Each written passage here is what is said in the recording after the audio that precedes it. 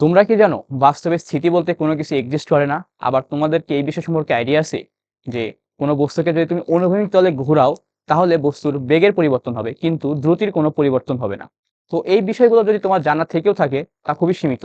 অর্থাৎ বইয়ে যে লাইন লেখা আছে তোমরা হয়তো সেটাই রিডিং দিয়েছো, কিন্তু এই বিষয়ের যে ফান্ডামেন্টাল কনসেপ্ট এটা হয়তো তোমার জানা নেই। তো ভাই আজকে আমরা নিয়ে এসেছি গতি চ্যাপ্টারের একটা ফুল কনসেপ্ট ক্লাস। অর্থাৎ গতি চ্যাপ্টারে যে এই যে টপিকগুলো দেখতে পাচ্ছ এই টপিকগুলোতে আমরা একদম ক্লিয়ার কনসেপ্ট আলোচনা করবো। যদি তুমি একদম জিরো নলেজ নিয়ে আসো এই চ্যাপ্টার পড়তে আমার কাছে, তাহলে তুমি একদম অ্যাডভান্স পর্যন্ত সবকিছু জেনে যাওয়া। তো চলো শুরু করা যাক আজকের গতির ক্লাসটা। তো এর গতির ক্লাস শুরু করার আগে আরেকটা কথা বলি, সেটা হচ্ছে আজকে হচ্ছে আমরা কনসেপ্ট দিব এবং এরপরে আরেকটা ক্লাস নিব যেখানে এই যে টাইপগুলো তুমি দেখতে পাচ্ছ এই সমস্ত টাইপের উপরে আমরা একটা ম্যাথমেটিক্যাল ক্লাস নিব, অর্থাৎ সমস্ত ম্যাথ সেখানে করানো হবে আর কি। তো আসো শুরু করা যাক। প্রথমে টপিক দেখে নেওয়া যাক। টপিকের প্রথমে আছে প্রসঙ্গ কাঠামো, যেটা অবশ্যই তোমাদের বইয়ে নাই, বাট এটা তোমাকে বুঝতে হবে। যদি তুমি এটা বুঝতে পারো তুমি গতি আর স্থিতি, অর্থাৎ ফার্স্টে যে কথাটা বলছিলাম ক্লাসের শুরুতে যে স্থিতি বলতে কোনো কিছু এক্সিস্ট করে না, কেন করে না এই জিনিসটা তুমি বুঝতে পারবা কখন, যখন তুমি বুঝতে পারবা যে প্রসঙ্গ কাঠামো কি। তো আসো এরপরে কি আছে, এরপরে আছে গতি ও স্থিতি, অর্থাৎ এই দুইটার পার্থক্য তো আলোচনা করব। এরপরে আছে বিভিন্ন প্রকার গতি, তোমাদের বই আছে যেটা খ মার্কে এবং 1 মার্কের প্রশ্নে আসে, আবার অনেক সময় এমসিকিউতে কিন্তু এখান থেকে অনেক প্রশ্ন আসে। তো এরপরে আছে স্কেলার ও ভেক্টর। ভেক্টর নিয়ে তোমাদের মোটামুটি কোনো আলোচনা নেই। স্কেলার তোমাদের যা কিছু আলোচনা করা হয় মোটামুটি সব স্কেলার দিয়ে আলোচনা করা হয়। যাই হোক, এরপরে আছে দূরত্ব সরণ। দেখো দূরত্ব সরণ, দূরত্ব হচ্ছে স্কেলার, সরণ হচ্ছে ভেক্টর। এরপরে আছে দ্রুতি ও বেগ, দ্রুতি হচ্ছে স্কেলার, বেগ হচ্ছে ভেক্টর। তারপরে কি আছে ত্বরণ ও মন্দন, এই দুইটাই হচ্ছে ভেক্টর। এরপরে আছে গতি সমীকরণ এবং এরপরে তোমাদের বইয়ে কাজের মধ্যে একটা দেওয়া আছে, যে একটা টপিক দেওয়া আছে সেটা হচ্ছে নতি, অর্থাৎ এখানে ম্যাথ দেওয়া নাই, কিন্তু তুমি যদি খেয়াল করো বিগত বছরগুলোর যদি বোর্ড কোশ্চেন অ্যানালাইসিস করো তাহলে দেখতে পাবো যে নতি থেকে কিন্তু প্রশ্ন আসে, প্রশ্ন কিন্তু খ মার্কে আসছে, কিন্তু এখান থেকে যে সিকিউ হবে না এটা তুমি বলতে পারো না। তো এটা যে কনসেপ্ট আছে ওইটা দেখাবো, এখান থেকে ম্যাথ দেখাবো না, কারণ এখানে ম্যাথগুলো একটু কাজ ক্ষমতা শক্তির সাথে রিলেটেড। তো কাজ ক্ষমতা শক্তি চ্যাপ্টারে তোমাদের এই ম্যাথটা দেখানো হবে এই নতি থেকে। তো যাই হোক, চলো শুরু করা যাক। প্রসঙ্গ কাঠামো দিয়ে আমরা শুরু করি। তো আজকের প্রথম টপিক সেটা হচ্ছে কি প্রসঙ্গ কাঠামো। প্রসঙ্গ কাঠামো, প্রসঙ্গ কাঠামো কি? দেখো আমরা যে বলি না যে আমরা স্থির আছি, অর্থাৎ আমরা যে বলি ট্রেনটা এত কিলোমিটার পার বেগে যাচ্ছে, মনে করো 10 কিলোমিটার পার আওয়ার বেগে যাচ্ছে। তো আমরা যে বললাম এটা কি সাপেক্ষে বললাম? আমি নিজের সাপেক্ষে বললাম না। অর্থাৎ আমি বললাম কিভাবে, এই যে মনে করো একটা ট্রেন, এই যে একটা ট্রেন যাচ্ছে এই বরাবর যাচ্ছে, এটা কে দেখতেছে? এটা দেখতেছো তুমি। এই যে তুমি এখানে, এখানে একটা গাছ আছে, এরকম তুমি এই ট্রেনটাকে দেখতেছো, এই ট্রেনটা এদিক বরাবর যাচ্ছে।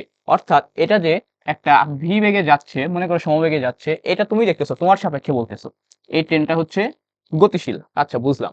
এখন যদি ট্রেনের মধ্যে একটা মানুষ যদি চিন্তা করো, ট্রেনের মধ্যে যে মানুষটা আছে সেই মানুষটা কি বলবে? সেই মানুষটা বলবে ট্রেনের মধ্যে সে স্থির আছে, অর্থাৎ সে নিজে স্থির। তুমি এই ভি বেগে পিছন দিকে চলে যাচ্ছ, অর্থাৎ তোমাকে সে গতিশীল বলবে। তুমি বলতেছো সে গতিশীল কারণ সে ট্রেনের ভিতরে আছে, ট্রেনটা গতিশীল যার কারণে সে গতিশীল, কিন্তু সে বলতেছে সে স্থির আছে কিন্তু তুমি গতিশীল। হ্যাঁ, তুমি এটা যদি ঢাকায় থাকো তুমি এটা জানো যে হচ্ছে মেট্রোতে তুমি দেখতে পারো যে তুমি যখন মেট্রোতে ওঠো কি দেখো, মেট্রো তো চলতেছে কিন্তু মেট্রোর ভিতরে তুমি স্থির আছো না। তো মেট্রো যখন হচ্ছে প্ল্যাটফর্মের মধ্যে তুমি যখন যাত্রীদের দেখো তারা কি পিছন দিকে চলে যাচ্ছে না? তো এই বিষয়টা কেন ঘটে? অর্থাৎ কে সঠিক, তুমি সঠিক নাকি এই ভিতরে যে আছে সে সঠিক? তো বিষয়টা হচ্ছে দুজনেই সঠিক। কিভাবে দুজন সঠিক? দেখো এ বলতেছে এ গতিশীল, ও বলতেছে এ গতিশীল।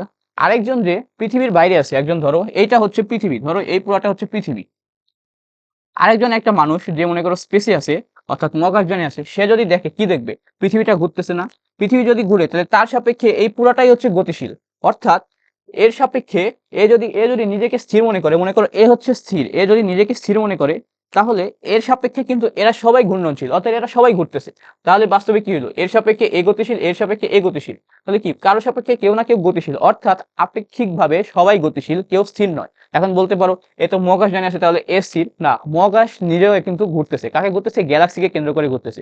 অর্থাৎ কেউ না কেউ সবাই কাকেও না কাউকে কেন্দ্র করে ঘুরতেছে, অর্থাৎ কেউ স্থির নেই। এই জন্য বলা হয় যে আমাদের যে স্থির যে ব্যাপারটা আছে এই পুরোটাই হচ্ছে আপেক্ষিক, অর্থাৎ এটা পরম কোনো বিষয় না। পরম কি? পরম হচ্ছে গতিশীল, অর্থাৎ এর সাপেক্ষে যেহেতু এ গতিশীল তাহলে কি হলো? এটা একটা আপেক্ষিক হলো না? আপেক্ষিক বিষয়, অর্থাৎ পরম কিছু না, অর্থাৎ পরম যে স্থির, এই স্থির বলতে কিছু নাই। এই বিষয়টাই হচ্ছে প্রসঙ্গ কাঠামো। প্রসঙ্গ কাঠামো কি? মনে করো আমি একে স্থির ধরলাম, অর্থাৎ একটা তুমি বিন্দু ধরবা, যার সাপেক্ষে অন্য কারো গতি আলোচনা করা হবে। দেখো আমি যদি একে স্থির ধরি, এর সাপেক্ষে যখন এর গতি আলোচনা করব তখন এ হবে হচ্ছে আমার প্রসঙ্গ কাঠামো, অর্থাৎ এর সাপেক্ষে আমি এ স্থির নাকি গতিশীল এটা আমি বলতেছি। মনে করো এ হচ্ছে আমার প্রসঙ্গ কাঠামো, এ হচ্ছে আমার প্রসঙ্গ কাঠামো, তো এ যদি প্রসঙ্গ কাঠামো হয় ট্রেনটা তো গতিশীল। আচ্ছা এখানে মনে করো একটা গাড়ি দাঁড়ায় আছে, একটা গাড়ি যদি ইকুয়াল টু 0, অর্থাৎ গাড়ি এখানে যদি দাঁড়ায় থাকে তাহলে কি এর সাপেক্ষে এ কিন্তু স্থির, অর্থাৎ এর সাপেক্ষে স্থির। কিন্তু আমি হলো এখানে এটাকে বাদ দিয়ে মনে করো আমি এটাকে প্রসঙ্গ কাঠামো ধরলাম, এটা যদি হয় প্রসঙ্গ কাঠামো, এ হচ্ছে প্রসঙ্গ বিন্দু, অর্থাৎ এই ট্রেনের মধ্যে যে যাত্রী আছে সে যদি প্রসঙ্গ বিন্দু হয়, দেখো সে নিজে যাচ্ছে ভিবেগের সামনের দিকে, এটা কিন্তু সে দেখবে না, সে দেখবে কি সে নিজে স্থির আছে। আচ্ছা সে যদি স্থির থাকে সে দেখবে কি এ ভিবেগে পিছন দিকে যাচ্ছে, অর্থাৎ এর সাপেক্ষে এ কিন্তু এ যেহেতু তোমার প্রসঙ্গ কাঠামো, তাই যে প্রসঙ্গ কাঠামো সে হচ্ছে কি স্থির, অর্থাৎ প্রসঙ্গ কাঠামো ওই বিন্দুকেই ধরা হয় যার সাপেক্ষে আমরা গতির তুলনা করি, তাহলে কি তাকে স্থির করতে হবে। তো ও হচ্ছে স্থির, তাহলে ওর সাপেক্ষে ও পিছন দিকে ভিবেগে গতিশীল, এও আবার কিন্তু পিছন দিকে ভিবেগে গতিশীল। দেখো এর সাপেক্ষে যখন চিন্তা করছি তখন এ কিন্তু ছিল স্থির, কিন্তু এর সাপেক্ষে যখন চিন্তা করছি তখন কিন্তু এ হচ্ছে গতিশীল। কোন বেগে গতিশীল? ওর যে বেগটা আছে ওই বেগে পিছন দিকে গতিশীল। তো বুঝতে পারছো বিষয়টা কি? প্রসঙ্গ কাঠামো কি? প্রসঙ্গ কাঠামো হচ্ছে এমন একটা বিন্দু যে বিন্দুর সাপেক্ষে কোনো বস্তু স্থির নাকি গতিশীল এই বিষয়টা আলোচনা করা হয়। তোমাদের কিন্তু এমসিকিউতে অনেক সময় আসে যে প্রসঙ্গ কাঠামো কাকে বলে, দেখো তুমি কি লিখবা যে বিন্দুর সাপেক্ষে অন্য কোনো বস্তু স্থির কি নাকি গতিশীল সেটা আলোচনা করা হয়, অর্থাৎ সেটা ব্যাখ্যা করা হয়, তাকে বলা হয়, অথবা সেই বিন্দুকেই বলা হয় বা সেই মানুষকে বা গাছকে যেটাই হোক তাকেই বলা হয় কি প্রসঙ্গ কাঠামো। তো আশা করি বুঝতে পারছো প্রসঙ্গ কাঠামো আসলে কি, অর্থাৎ এই বিন্দুর সাপেক্ষে বা এই কাঠামোর সাপেক্ষে আমরা কোনো বস্তু গতিশীল নাকি স্থির সেটা তুলনা করি, অর্থাৎ যার সাপেক্ষে তুলনা করি তাকে আমরা স্থির ধরি। যেমন এটা যদি ধরো, দেখো এটাকে যখন তখন স্থির ধরছিলাম তখন এর সাপেক্ষে এরা সবাই গতিশীল ছিল, এরকম আর কি। তো আশা করি বুঝতে পারছো। এরপরে আসো, এই জন্যই বলছিলাম যে প্রথমে যে বললাম যে হচ্ছে স্থিতি বলতে কিছু নেই, আসলে বুঝতে পারছো স্থিতি বলতে কেন কিছু নেই, অর্থাৎ তুমি যদি একে স্থির ধরো তাহলে এ গতিশীল, আবার একে স্থির ধরলে এ গতিশীল, অর্থাৎ যে কে আসলে বাস্তবিক অর্থে স্থির এটা কিন্তু কোনোভাবে বলা সম্ভব না, এই জন্য স্থিতি জিনিসটাই হচ্ছে আপেক্ষিক। আশা করি বুঝতে পারছো। এরপরে আসো, এরপরে যে আমরা টপিকটা দেখবো সেটা হচ্ছে গতি ও স্থিতি। তো গতি ও স্থিতি মোটামুটি তোমরা সবাই বোঝার কথা, যে গতি মানে গতিশীল আর স্থির মানে স্থিতিশীল, এই আর কি। তো এটা নিয়ে আলাদাভাবে অতক্ষণ আলোচনা করার কিছু নাই, তারপর একটু দেখাই সেটা হচ্ছে গতি, আরেকটা কি আছে, আরেকটা হচ্ছে স্থিতি। তো আগে বলছি আপেক্ষিক স্থিতি বলতে কিছু নাই, আমরা ধরে নিচ্ছি যে পৃথিবীর ভিতরে সবাই পৃথিবীর ভিতরে আছে এবং একটা প্রসঙ্গ কাঠামো আছে, অর্থাৎ তুমি হচ্ছে প্রসঙ্গ কাঠামো, তুমি একটা পার্সন, তুমি হচ্ছে প্রসঙ্গ, তুমি না এখানে আসো না এখানে আসো, তো তোমার সাপেক্ষে যদি একটা ট্রেন চলে যায় তাহলে কি হলো, এই যে ট্রেন যাচ্ছে বেগে, তাহলে তোমার সাপেক্ষে ট্রেনটা গতিশীল। আবার তোমার সাপেক্ষে একটা ট্রেন যদি স্থির থাকে, ইউ ইকুয়াল টু জিরো, এটা যদি জিরো থাকে তাহলে কি এ হচ্ছে স্থিতিশীল। এই হচ্ছে গতি আর স্থিতি, অর্থাৎ যদি কোনো একটা প্রসঙ্গ কাঠামোর সাপেক্ষে যখন একটি বস্তু একটা নির্দিষ্ট বেগে বা নির্দিষ্ট ত্বরণে সামনে অথবা পিছনের দিকে অগ্রসর হয় তখন তাকে বলা হয় গতি। এবং একটা প্রসঙ্গ কাঠামো কিন্তু বলতে হবে, অর্থাৎ নির্দিষ্ট প্রসঙ্গ কাঠামোর সাপেক্ষে হিসাব করতে হবে, সাপেক্ষ ছাড়া কিন্তু তুমি বলতে পারবে না। অর্থাৎ একটা নির্দিষ্ট প্রসঙ্গ, মনে করো এটা একটা প্রসঙ্গ কাঠামো, আর একটা নির্দিষ্ট প্রসঙ্গ কাঠামোর সাপেক্ষে যখন অন্য একটি বস্তু স্থির থাকে তখন তাকে বলা হয় কি স্থিতি। এই হচ্ছে মূলত গতি ও স্থিতি। এরপরে আসি সেটা হচ্ছে বিভিন্ন প্রকার গতি, অর্থাৎ তোমাদের বইয়ে কিন্তু বিভিন্ন রকমের গতি দেওয়া আছে, এটা তোমাদের এমসিকিউতে আসে 6 মার্কের জন্য আসে, 2 মার্কের জন্য যেটা এটা আছে।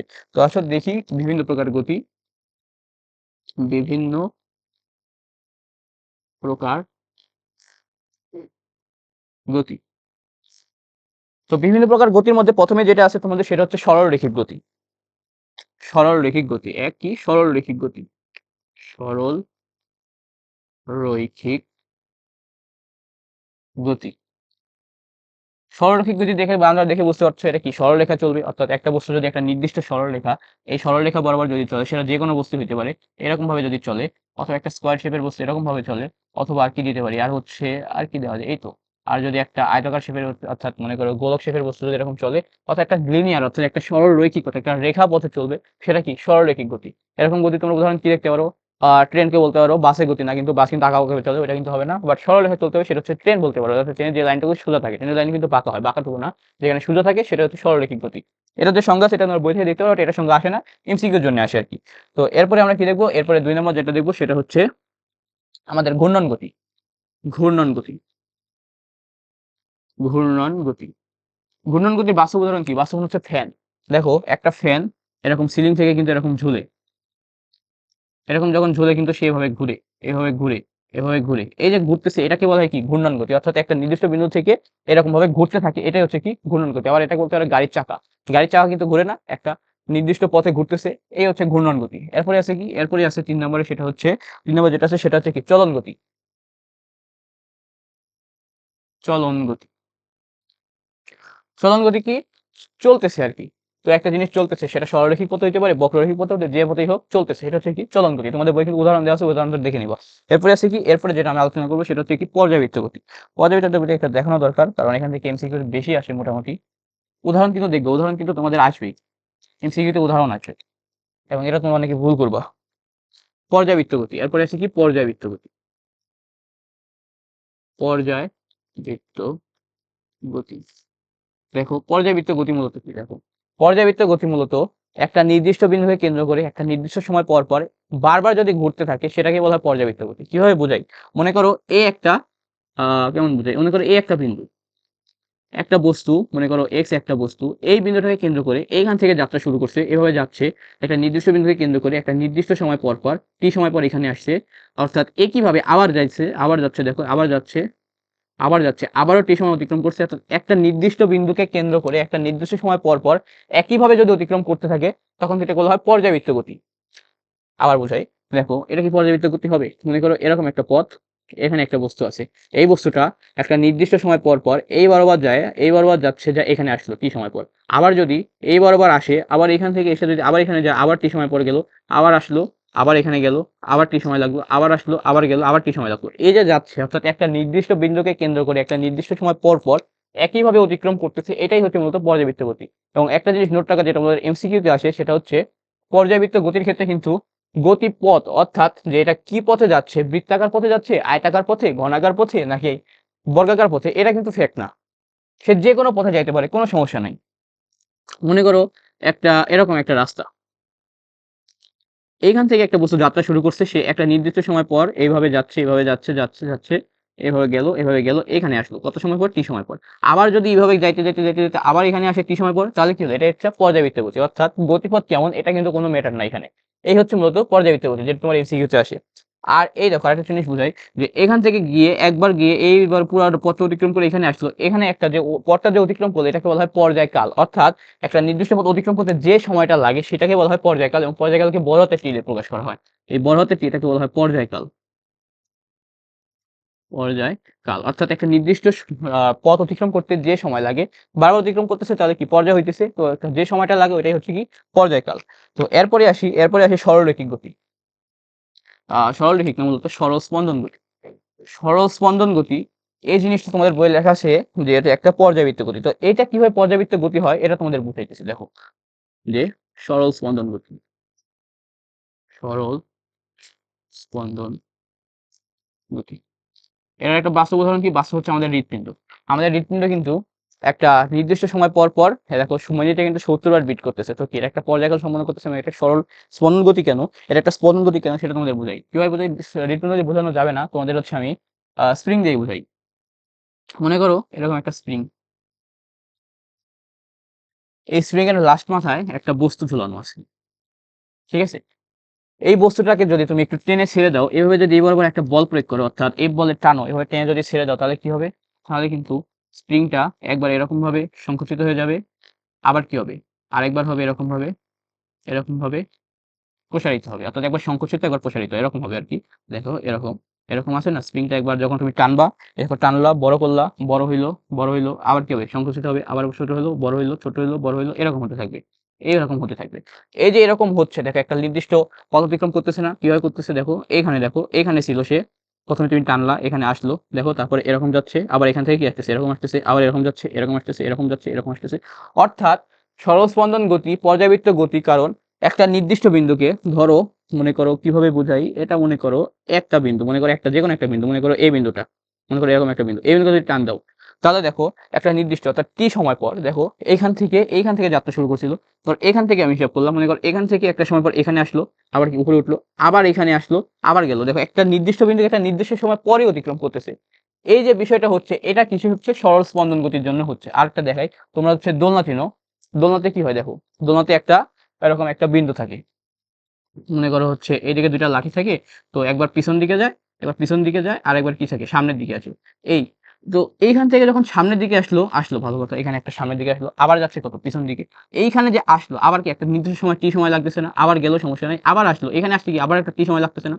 তো এই যে যাচ্ছে আর আসতেছে, তো এটা কি একটা লিনিয়ার পথ অতিক্রম করতেছে, এইবার আবার যাচ্ছে আবার এবার আসতেছে, লিনিয়ার যাচ্ছে আসতেছে। তো সরল স্পন্দন গতি হওয়ার জন্য এটা পর্যাবৃত্ত গতি, ঠিক আছে, বাট সরল রেখিক হতে হবে, অর্থাৎ গতিপথটা সরল রেখা হইতে হবে। পর্যাবৃত্ত গতির ক্ষেত্রে কি ছিল, গতিপথটা যেরকমই হোক কোনো ম্যাটার না, বাট এইখানে গতিপথটা সরল রেখিক হতে হবে।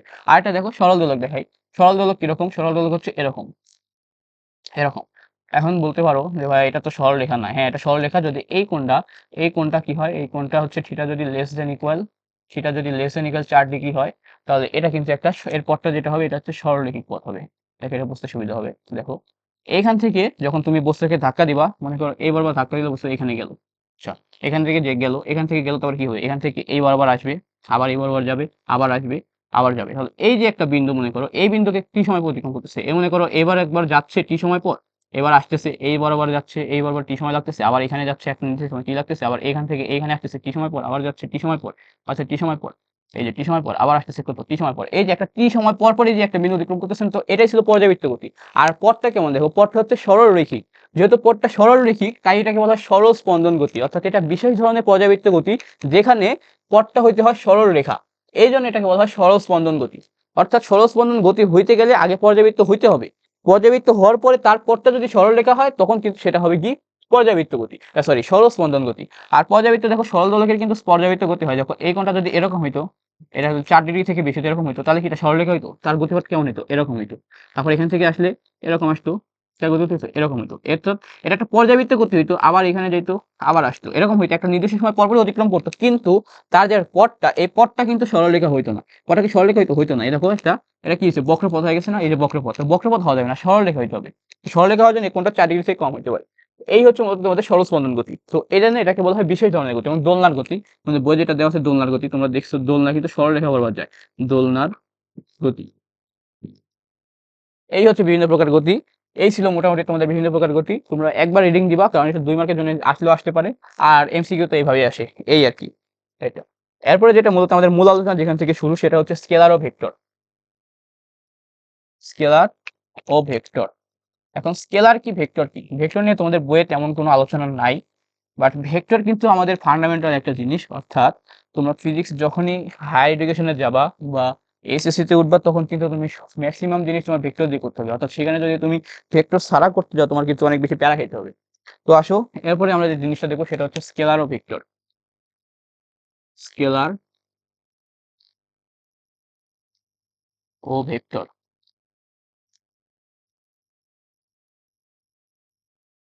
তো স্কেলার কি, দেখো স্কেলার ভেক্টর চেনার দুইটা একটা একদম নর্মাল জিনিস শিখাই, সেটা হচ্ছে তোমরা কিভাবে বলি, সেটা হচ্ছে আচ্ছা স্কেলার লিখি, স্কেলার আর হচ্ছে ভেক্টর। দেখো তোমাদের এখানে বইয়ে যেটা দেওয়া আছে আর যেটা হচ্ছে আসল জিনিস, সেটা হচ্ছে কি, স্কেলার মানে হচ্ছে মান আছে, আর ভেক্টর মানে মান আছে কিন্তু সাথে এক্সট্রা জিনিস একটা আছে, সেটা হচ্ছে দিক আছে, দিক আছে। এখন এটা কিরকম, যে মান আছে আর একটা হচ্ছে মানও আছে দিকও আছে, কিরকম, মনে করো এ একটা বিন্দু আর বি একটা বিন্দু, এ একটা বিন্দু বি একটা বিন্দু, তুমি এ বিন্দু থেকে বি বিন্দুতে যাবা, তুমি এটা লাল কালি দিয়ে দেখাই, এরকম তুমি এ বিন্দু থেকে বি বিন্দুতে যাবা, তুমি এভাবে যাইতে পারো, একদম সোজা পথে যাইতে পারো, তুমি এভাবে ঘুরে এই রাস্তা দিয়ে যাইতে পারো, তুমি এভাবে ঘুরে এইভাবে ঘুরে এইভাবে যাইতে পারো, তুমি এই 3 ভাবে তুমি যাইতে পারো। আচ্ছা তুমি গেলা, এখন তোমাকে যদি বলা হয় যে কোনটা স্কেলার কোনটা ভেক্টর, দেখো তুমি যে সরলরেখা বরাবর গেছো প্রত্যেকটারই কিন্তু একটা দিক আছে, দেখো প্রত্যেকটারই কিন্তু দিক আছে, এর একটা নির্দিষ্ট দিক আছে, এর একটা নির্দিষ্ট দিক আছে, এর একটা নির্দিষ্ট দিক আছে। কিন্তু তোমাকে যদি বলা হয় স্কেলার মান কোনটা, স্কেলার মান, দেখো তুমি এই বরাবর গেছো, ভালো কথা সমস্যা নাই, এই বরাবর মনে করো 5, এই বরাবর মান কত দূর হলো, মনে করো 10, এই বরাবর মান হচ্ছে 20, তুমি গেছো। এই যে আমি যে মান দিয়ে প্রকাশ করলাম জিনিসটাকে, যে শুধুমাত্র মান দিলাম, অর্থাৎ যে কোন দিক দিয়ে গেছি এটা প্রকাশ করলাম না, আমি বললাম যে আমি এ থেকে 20 তে গেছি 20 মিটার, 20 মিটার দূরত্ব অতিক্রম করে, দূরত্ব বললাম মনে 20 একক অতিক্রম করে আর কি গেছি। কারণ কিভাবে গেছি, এটা আমি সোজা পথে গেছি অর্থাৎ ভেক্টর ইউজ করে গেছি নাকি স্কেলার ইউজ করে গেছি, কিভাবে গেছি এটা আমি বললাম না। তো ওই জিনিসটাই হচ্ছে স্কেলার। আর ভেক্টর কি, ভেক্টর হচ্ছে আমি দিক বলবো, অর্থাৎ আমি বলবো যে এ থেকে বিতে গেছি, আমি কিভাবে গেছি, মনে করো আমি এ থেকে বিতে উত্তর পূর্ব হয়ে তারপরে দক্ষিণ হয়ে, মানে মনে করো এ হচ্ছে উত্তর আর এটা মনে করো দক্ষিণ। তো আমি কি বলে বলছে, বলে মনে করো আমি এই পথে গেছি, তো এটা কি, এটা মনে করো ধরো পূর্ব। আমি বলবো এরকম, আমি উত্তর পূর্ব দক্ষিণ হয়ে গেছি। এই যে আমি একটা দিক বললাম, আমি উত্তর পূর্ব দক্ষিণ হয়ে গেছি, এই জিনিসটাই হচ্ছে এর দিক। অর্থাৎ মান দিয়ে তুমি জিনিসটাকে সহজভাবে ব্যাখ্যা করতে পারবে না। কিরকম, মনে করো একজন, তোমার মনে করো এটা হচ্ছে স্কুল, এটা মনে করো তোমার স্কুল, ঠিক আছে, এটা হচ্ছে তোমার স্কুল। তো স্কুলটা কোথায়, মনে করো এটা একটা পূর্ব, তোমার বাড়ি হচ্ছে এখানে, তোমার বাড়ি মনে করো এখানে, তোমার বাড়ি এখানে, তোমার বাড়ি, বাড়ি, তো এখানে তোমার বাড়ি, তুমি হচ্ছে এখানে দাঁড়ায় আছো, এটা হচ্ছে রাস্তা। একজন মানুষ যদি তোমাকে বলে যে স্কুলটা কোথায়, তুমি যদি বলো আমার বাড়ি থেকে স্কুলের দূরত্ব মনে করো এরকম আর কি, একটা রাস্তা আছে, মনে করো তুমি বললা আমার বাড়ি থেকে স্কুল, মনে করো এটা হচ্ছে পাঁচ পাঁচ একক, মনে করো 5 একক মিটার বা মিটার বা যাই হোক, তুমি বললা যে তুমি আমার বাড়ি থেকে তুমি 5 মিটার দূরত্ব যাও।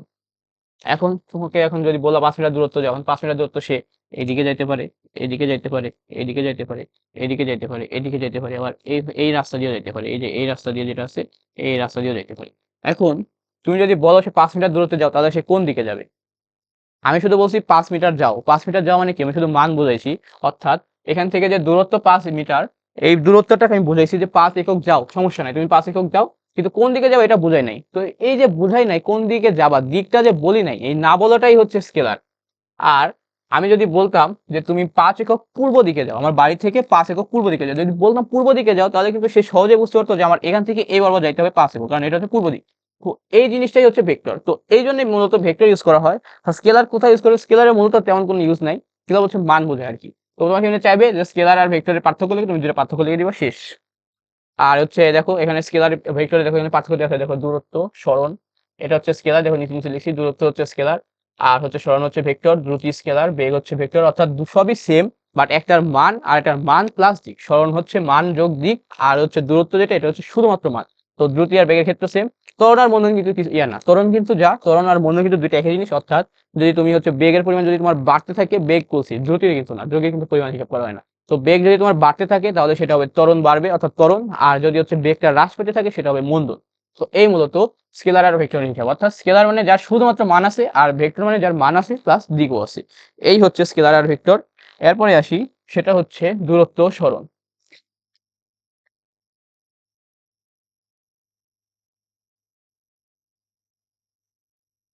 দেখো এরপরে আছে কি, সেটা হচ্ছে দূরত্ব ও সরণ। দূরত্ব, দূরত্ব ও সরণ। আগে বলছি দূরত্ব সরণ একই জিনিস, একটার মান আছে একটার দিক আছে। এই যে দূরত্ব, এটা হচ্ছে স্কেলার, স্কেলার, আর সরণ এটা হচ্ছে ভেক্টর। তো এর কি আছে, এর মান আছে, যোগ দিক আছে, আর এই স্কেলার এটা কি আছে, শুধুমাত্র মান আছে। উদাহরণ যদি দিতে বলো, তো এই সেম আগের উদাহরণটাই দেওয়া যায়, সেটা হচ্ছে এরকম যে এ আর হচ্ছে বি, এ একটা বিন্দু, বি একটা বিন্দু, তুমি এ থেকে বিতে যাওয়া, তুমি বলো আমি এ থেকে বিতে গেলাম, আমি কিভাবে গেলাম, আমি গেলাম এইভাবে, আমি এ থেকে বিতে এইভাবে গেছি। আমি কত একক দূরত্ব অতিক্রম করছি, আমি এখান থেকে সামহাও ধরো 50 একক মিটার, মনে ধরো মিটারে লিখলাম, 50 মিটার দূরত্ব অতিক্রম করে এ থেকে বিতে গেছি। অর্থাৎ কিভাবে গেছি, কোন পথে গেছি এটা বিষয় না, বিষয়টা হচ্ছে আমি 50 মিটার দূরত্ব অতিক্রম করে গেছি, কত মিটার হইলে হয়েছে, এটাই হচ্ছে মূলত তোমার এই দূরত্বটা, অর্থাৎ 50 মিটার দূরত্ব। কিন্তু তোমাকে যদি বলে যে তুমি এ থেকে বিতে গেছো, তোমার সরণ কত হয়েছে, তখন যদি তুমি বলে 50 মিটার, তাহলে কিন্তু হবে না, তোমার সরণ কিন্তু 50 মিটার হয়নি। সরণ হচ্ছে আদি আর শেষ বিন্দুর মধ্যবর্তী সর্বনিম্ন যে দূরত্ব, ওইটাকে বলা হয় সরণ। দেখো সরণ কিন্তু একটা দূরত্ব, কিন্তু আদি এবং শেষ বিন্দুর মধ্যকার সর্বনিম্ন দূরত্বটা হচ্ছে সরণ। তো দেখো এটা হচ্ছে আমার আদি বিন্দু, আর এটা কিন্তু আমার শেষ বিন্দু। এই যে আদি আর শেষের মাঝখানে সর্বনিম্ন দূরত্ব কোনটা, দেখো এটা যদি লিনিয়ার পথ হয়, দেখো একদম সরলরেখা বরাবর হয়, সরলরেখা বরাবর হয়, এই যে সরলরেখা বরাবর যে গেল, এই যে এটাই কিন্তু এটা সর্বনিম্ন দূরত্ব। তুমি যদি এই বরাবর যাও, এখানে যাও, হবে না কিন্তু দূরত্ব সরণ, এখান থেকে যাও এভাবে হবে না। তাহলে কি হলো, সরণ কি, সরণ হচ্ছে আদি এবং শেষ বিন্দুর মধ্যকার সর্বনিম্ন দূরত্ব, যেটা কখন পাওয়া যায়, যেটা শুধুমাত্র লিনিয়ার হইলেই হয়। লিনিয়ার যদি হয় সেক্ষেত্রে কিন্তু তোমার হচ্ছে কি হবে, সরণ হবে, না হলে কিন্তু হবে না। এখন যদি তোমাকে একটা জিনিস দেখাই, মনে করো এ একটা বিন্দু, বি একটা বিন্দু, তোমাদের কিন্তু এখানে এরকম প্রশ্ন দেয়, মনে করো এ থেকে বিতে সে এই পথে গেল, এ থেকে বিতে এই পথে গেল, তাহলে এখানে তোমাকে যদি বলে তোমাকে এইখানে দেখো, এখানে সরণের পরিমাণ কত, ধরো এখানে কত 10 মিটার এরকম, কারণ এখানে সর্বনিম্ন দূরত্ব 10 আর কিন্তু যে দূরত্ব অতিক্রম করছে সেটা হচ্ছে 50। এখানে যদি তোমাকে বলে যে এখানে সরণ কত আর দূরত্ব কত, মনে করো এই রাস্তার দৈর্ঘ্য দিয়ে দিছে, মনে করো এই রাস্তাটুকুর দৈর্ঘ্য দিয়ে দিছে কত, মনে করো 20 মিটার। এখন তোমাকে বললো এ থেকে বিতে একটা বস্তু গেল, তাহলে তার দূরত্ব কত আর হচ্ছে তার সরণ কত। দেখো এখানে কিন্তু দূরত্ব সরণ কিন্তু আলাদা হবে না, কারণ এ কিন্তু লিনিয়ার পথে গেছে, লিনিয়ার পথে যায় মানে কি সর্বনিম্ন দূরত্ব গেছে, সর্বনিম্ন দূরত্ব যাওয়া মানে কি সরণ হয়েছে, এটা লিখতে সরণ 20 একক সরণ। আমি শুধু সরণের মান লিখতেছি, দিকটা লিখতেছি না, দিক কিভাবে লিখতে হয় দেখাবো। তো সরণ কত 20 মিটার, মান শুধুমাত্র মানকে এইভাবে প্রকাশ করা, মডুলাস দিয়ে বোঝা হচ্ছে মান। ওকে যাই হোক, সরণ হচ্ছে কত 20 মিটার। আচ্ছা, এরপরে আছে কি দূরত্ব, এ থেকে বিতে গেছে, এ থেকে বিতে যাওয়ার ক্ষেত্রে যদি আমি দিকটা কনসিডার না করি সেটাই কিন্তু দূরত্ব। তো দেখো এ থেকে বিতে সে কি সরলরেখা পথে যাইতেই পারে, এটা দূরত্ব হবে অবশ্যই, হবে না কেন, আমি তো বলতেছি যে সরলরেখা বরাবর যে দূরত্ব অতিক্রম করে সেটাই কি, সেটাই হচ্ছে সরণ। তো এ থেকে বিতে যে গেছে সে কতটুকু দূরত্ব অতিক্রম করছে, 20 একক দূরত্ব অতিক্রম করছে, তাহলে দূরত্ব কত 20 মিটার। এই হচ্ছে দূরত্ব। তো এখানে দূরত্ব আর সরণ সেম, অর্থাৎ দূরত্ব আর সরণ কখন সেম হয়, এখানে কিন্তু কখন সেম হয় বলতে কখন দূরত্ব সরণের মান সেম হয়, কারণ দূরত্বের কোনো মান নেই। অর্থাৎ দূরত্ব সরণের মান তখনই সমান হবে যখন যে সরলরেখা বরাবর যাবে, অর্থাৎ একটা লিনিয়ার রাস্তা, লিনিয়ার মানে সরলরেখা, লিনিয়ার রাস্তা যদি সে যায় তখন তার দূরত্ব এবং সরণের মান দুইটাই সেম হবে। আর যদি তুমি হচ্ছে এরকম আঁকা বাঁকা পথে যাও তাহলে তোমার দূরত্ব বেশি হবে আর হচ্ছে সরণটা কি হবে কম হবে, এবং সরলটা কখন হবে যখন এবং আদি আর শেষ বিন্দুর মধ্যে সর্বনিম্ন দূরত্ব তুমি নিবা। সর্বনিম্ন দূরত্ব শুধুমাত্র লিনিয়ার ভাবেই হইতে পারে। তাহলে কি হয় যে সরণ হচ্ছে, সরণ কিভাবে লিখবা, যে আদি এবং শেষ বিন্দুর মধ্যকার সর্বনিম্ন যে দূরত্ব তাকে কি বলা হয়, সরণ বলা হয়। ঠিক আছে, আর হচ্ছে কোন বস্তু আর বলো, যদি বলা হয় দূরত্ব কাকে বলে, দূরত্ব কিভাবে লিখবো, যে কোনো বিন্দু থেকে যাত্রা শুরু করলে অপর বিন্দুতে পৌঁছাতে মোট যে দূরত্ব অতিক্রম করে সেটাই হচ্ছে মোট যে পথ অতিক্রম করে সেটাই হচ্ছে দূরত্ব। এই হচ্ছে গেল মূলত সরণ আর দূরত্ব। আচ্ছা, মনে করো আমি তোমাদের একটা উদাহরণ যদি দিই, এরকম এরকম এটা একটা দেয়াল, এটা একটা দেয়াল, এটা হচ্ছে ভূমি, এটা হচ্ছে ভূমি, এটা হচ্ছে দেয়াল। ঠিক আছে, দেয়াল বা বিল্ডিং বলতে পারো। এইখান থেকে একটা বস্তুকে আমি যদি ফেলি, দেখো আমি এখান থেকে একটা বস্তুকে যদি ফেলি, দেখো এই বস্তুটাকে মনে করো এরকম উপর দিকে নিক্ষেপ করলাম, এরকম এরকম উপর দিকে নিক্ষেপ করলাম, সে একটা বিন্দু এখানে উঠলো, এটা একটা সর্বোচ্চ বিন্দু এখানে উঠলো, এখানে উঠলো, এখানটুকু হচ্ছে 23 মিটার, এখান থেকে কি হলো নিচে পড়লো, এইখানে পড়লো, বস্তুটা এইখান থেকে এখানে পড়লো। তা আমি যদি তোমাকে এখন জিজ্ঞেস করি বস্তুটা সরণ কত, তুমি কি বলবা, তুমি কি বলবা যে এখান থেকে এইচ প্লাস এখান থেকে এটা দূরত্ব কত, মনে করো 10 মিটার, তুমি কি বলবা যে এটা সরণ হচ্ছে H plus 10 metre, H plus 10, তুমি কি বলবা যে সরণ ইকুয়াল টু এইচ প্লাস 10। দেখো তুমি যদি বলো সরণ হচ্ছে এইচ প্লাস 10, তাহলে কি হলো, এটা কিন্তু দূরত্ব হয়ে গেল, আমি তো দূরত্ব জানতে চাই নাই, তোমাকে আগেই বলছি যে সরণ হচ্ছে আদি এবং শেষ বিন্দুর মধ্যবর্তী যে সর্বনিম্ন দূরত্ব আছে অর্থাৎ লিনিয়ার দূরত্ব, সেটাই হচ্ছে সরণ। অর্থাৎ আদি এবং শেষ বিন্দুর মধ্যকার পার্থক্য তুমি বলতে পারো। তো পার্থক্য যদি হিসাব করো, এটা হচ্ছে তার আদি বিন্দু, কারণ সে আগে এখানে ছিল, এটা হচ্ছে আদি ইনিশিয়াল, আমি হচ্ছে আইডিয়া লিখলাম ইনিশিয়াল, আর এইখানে যেহেতু এসে পড়ছে তাহলে এটা হচ্ছে ফাইনাল। তাহলে এদের মধ্যবর্তী যে দূরত্ব, সর্বনিম্ন দূরত্ব, তাহলে কোনটা সর্বনিম্ন দূরত্ব, এটা না, এইটুকুই হচ্ছে সরণ। তাহলে তার সরণ কত হচ্ছে, সরণের পরিমাণ হচ্ছে এভাবে বার করতে হয়, সরণ ইজ ইকুয়াল টু শেষ বিয়োগ আদি।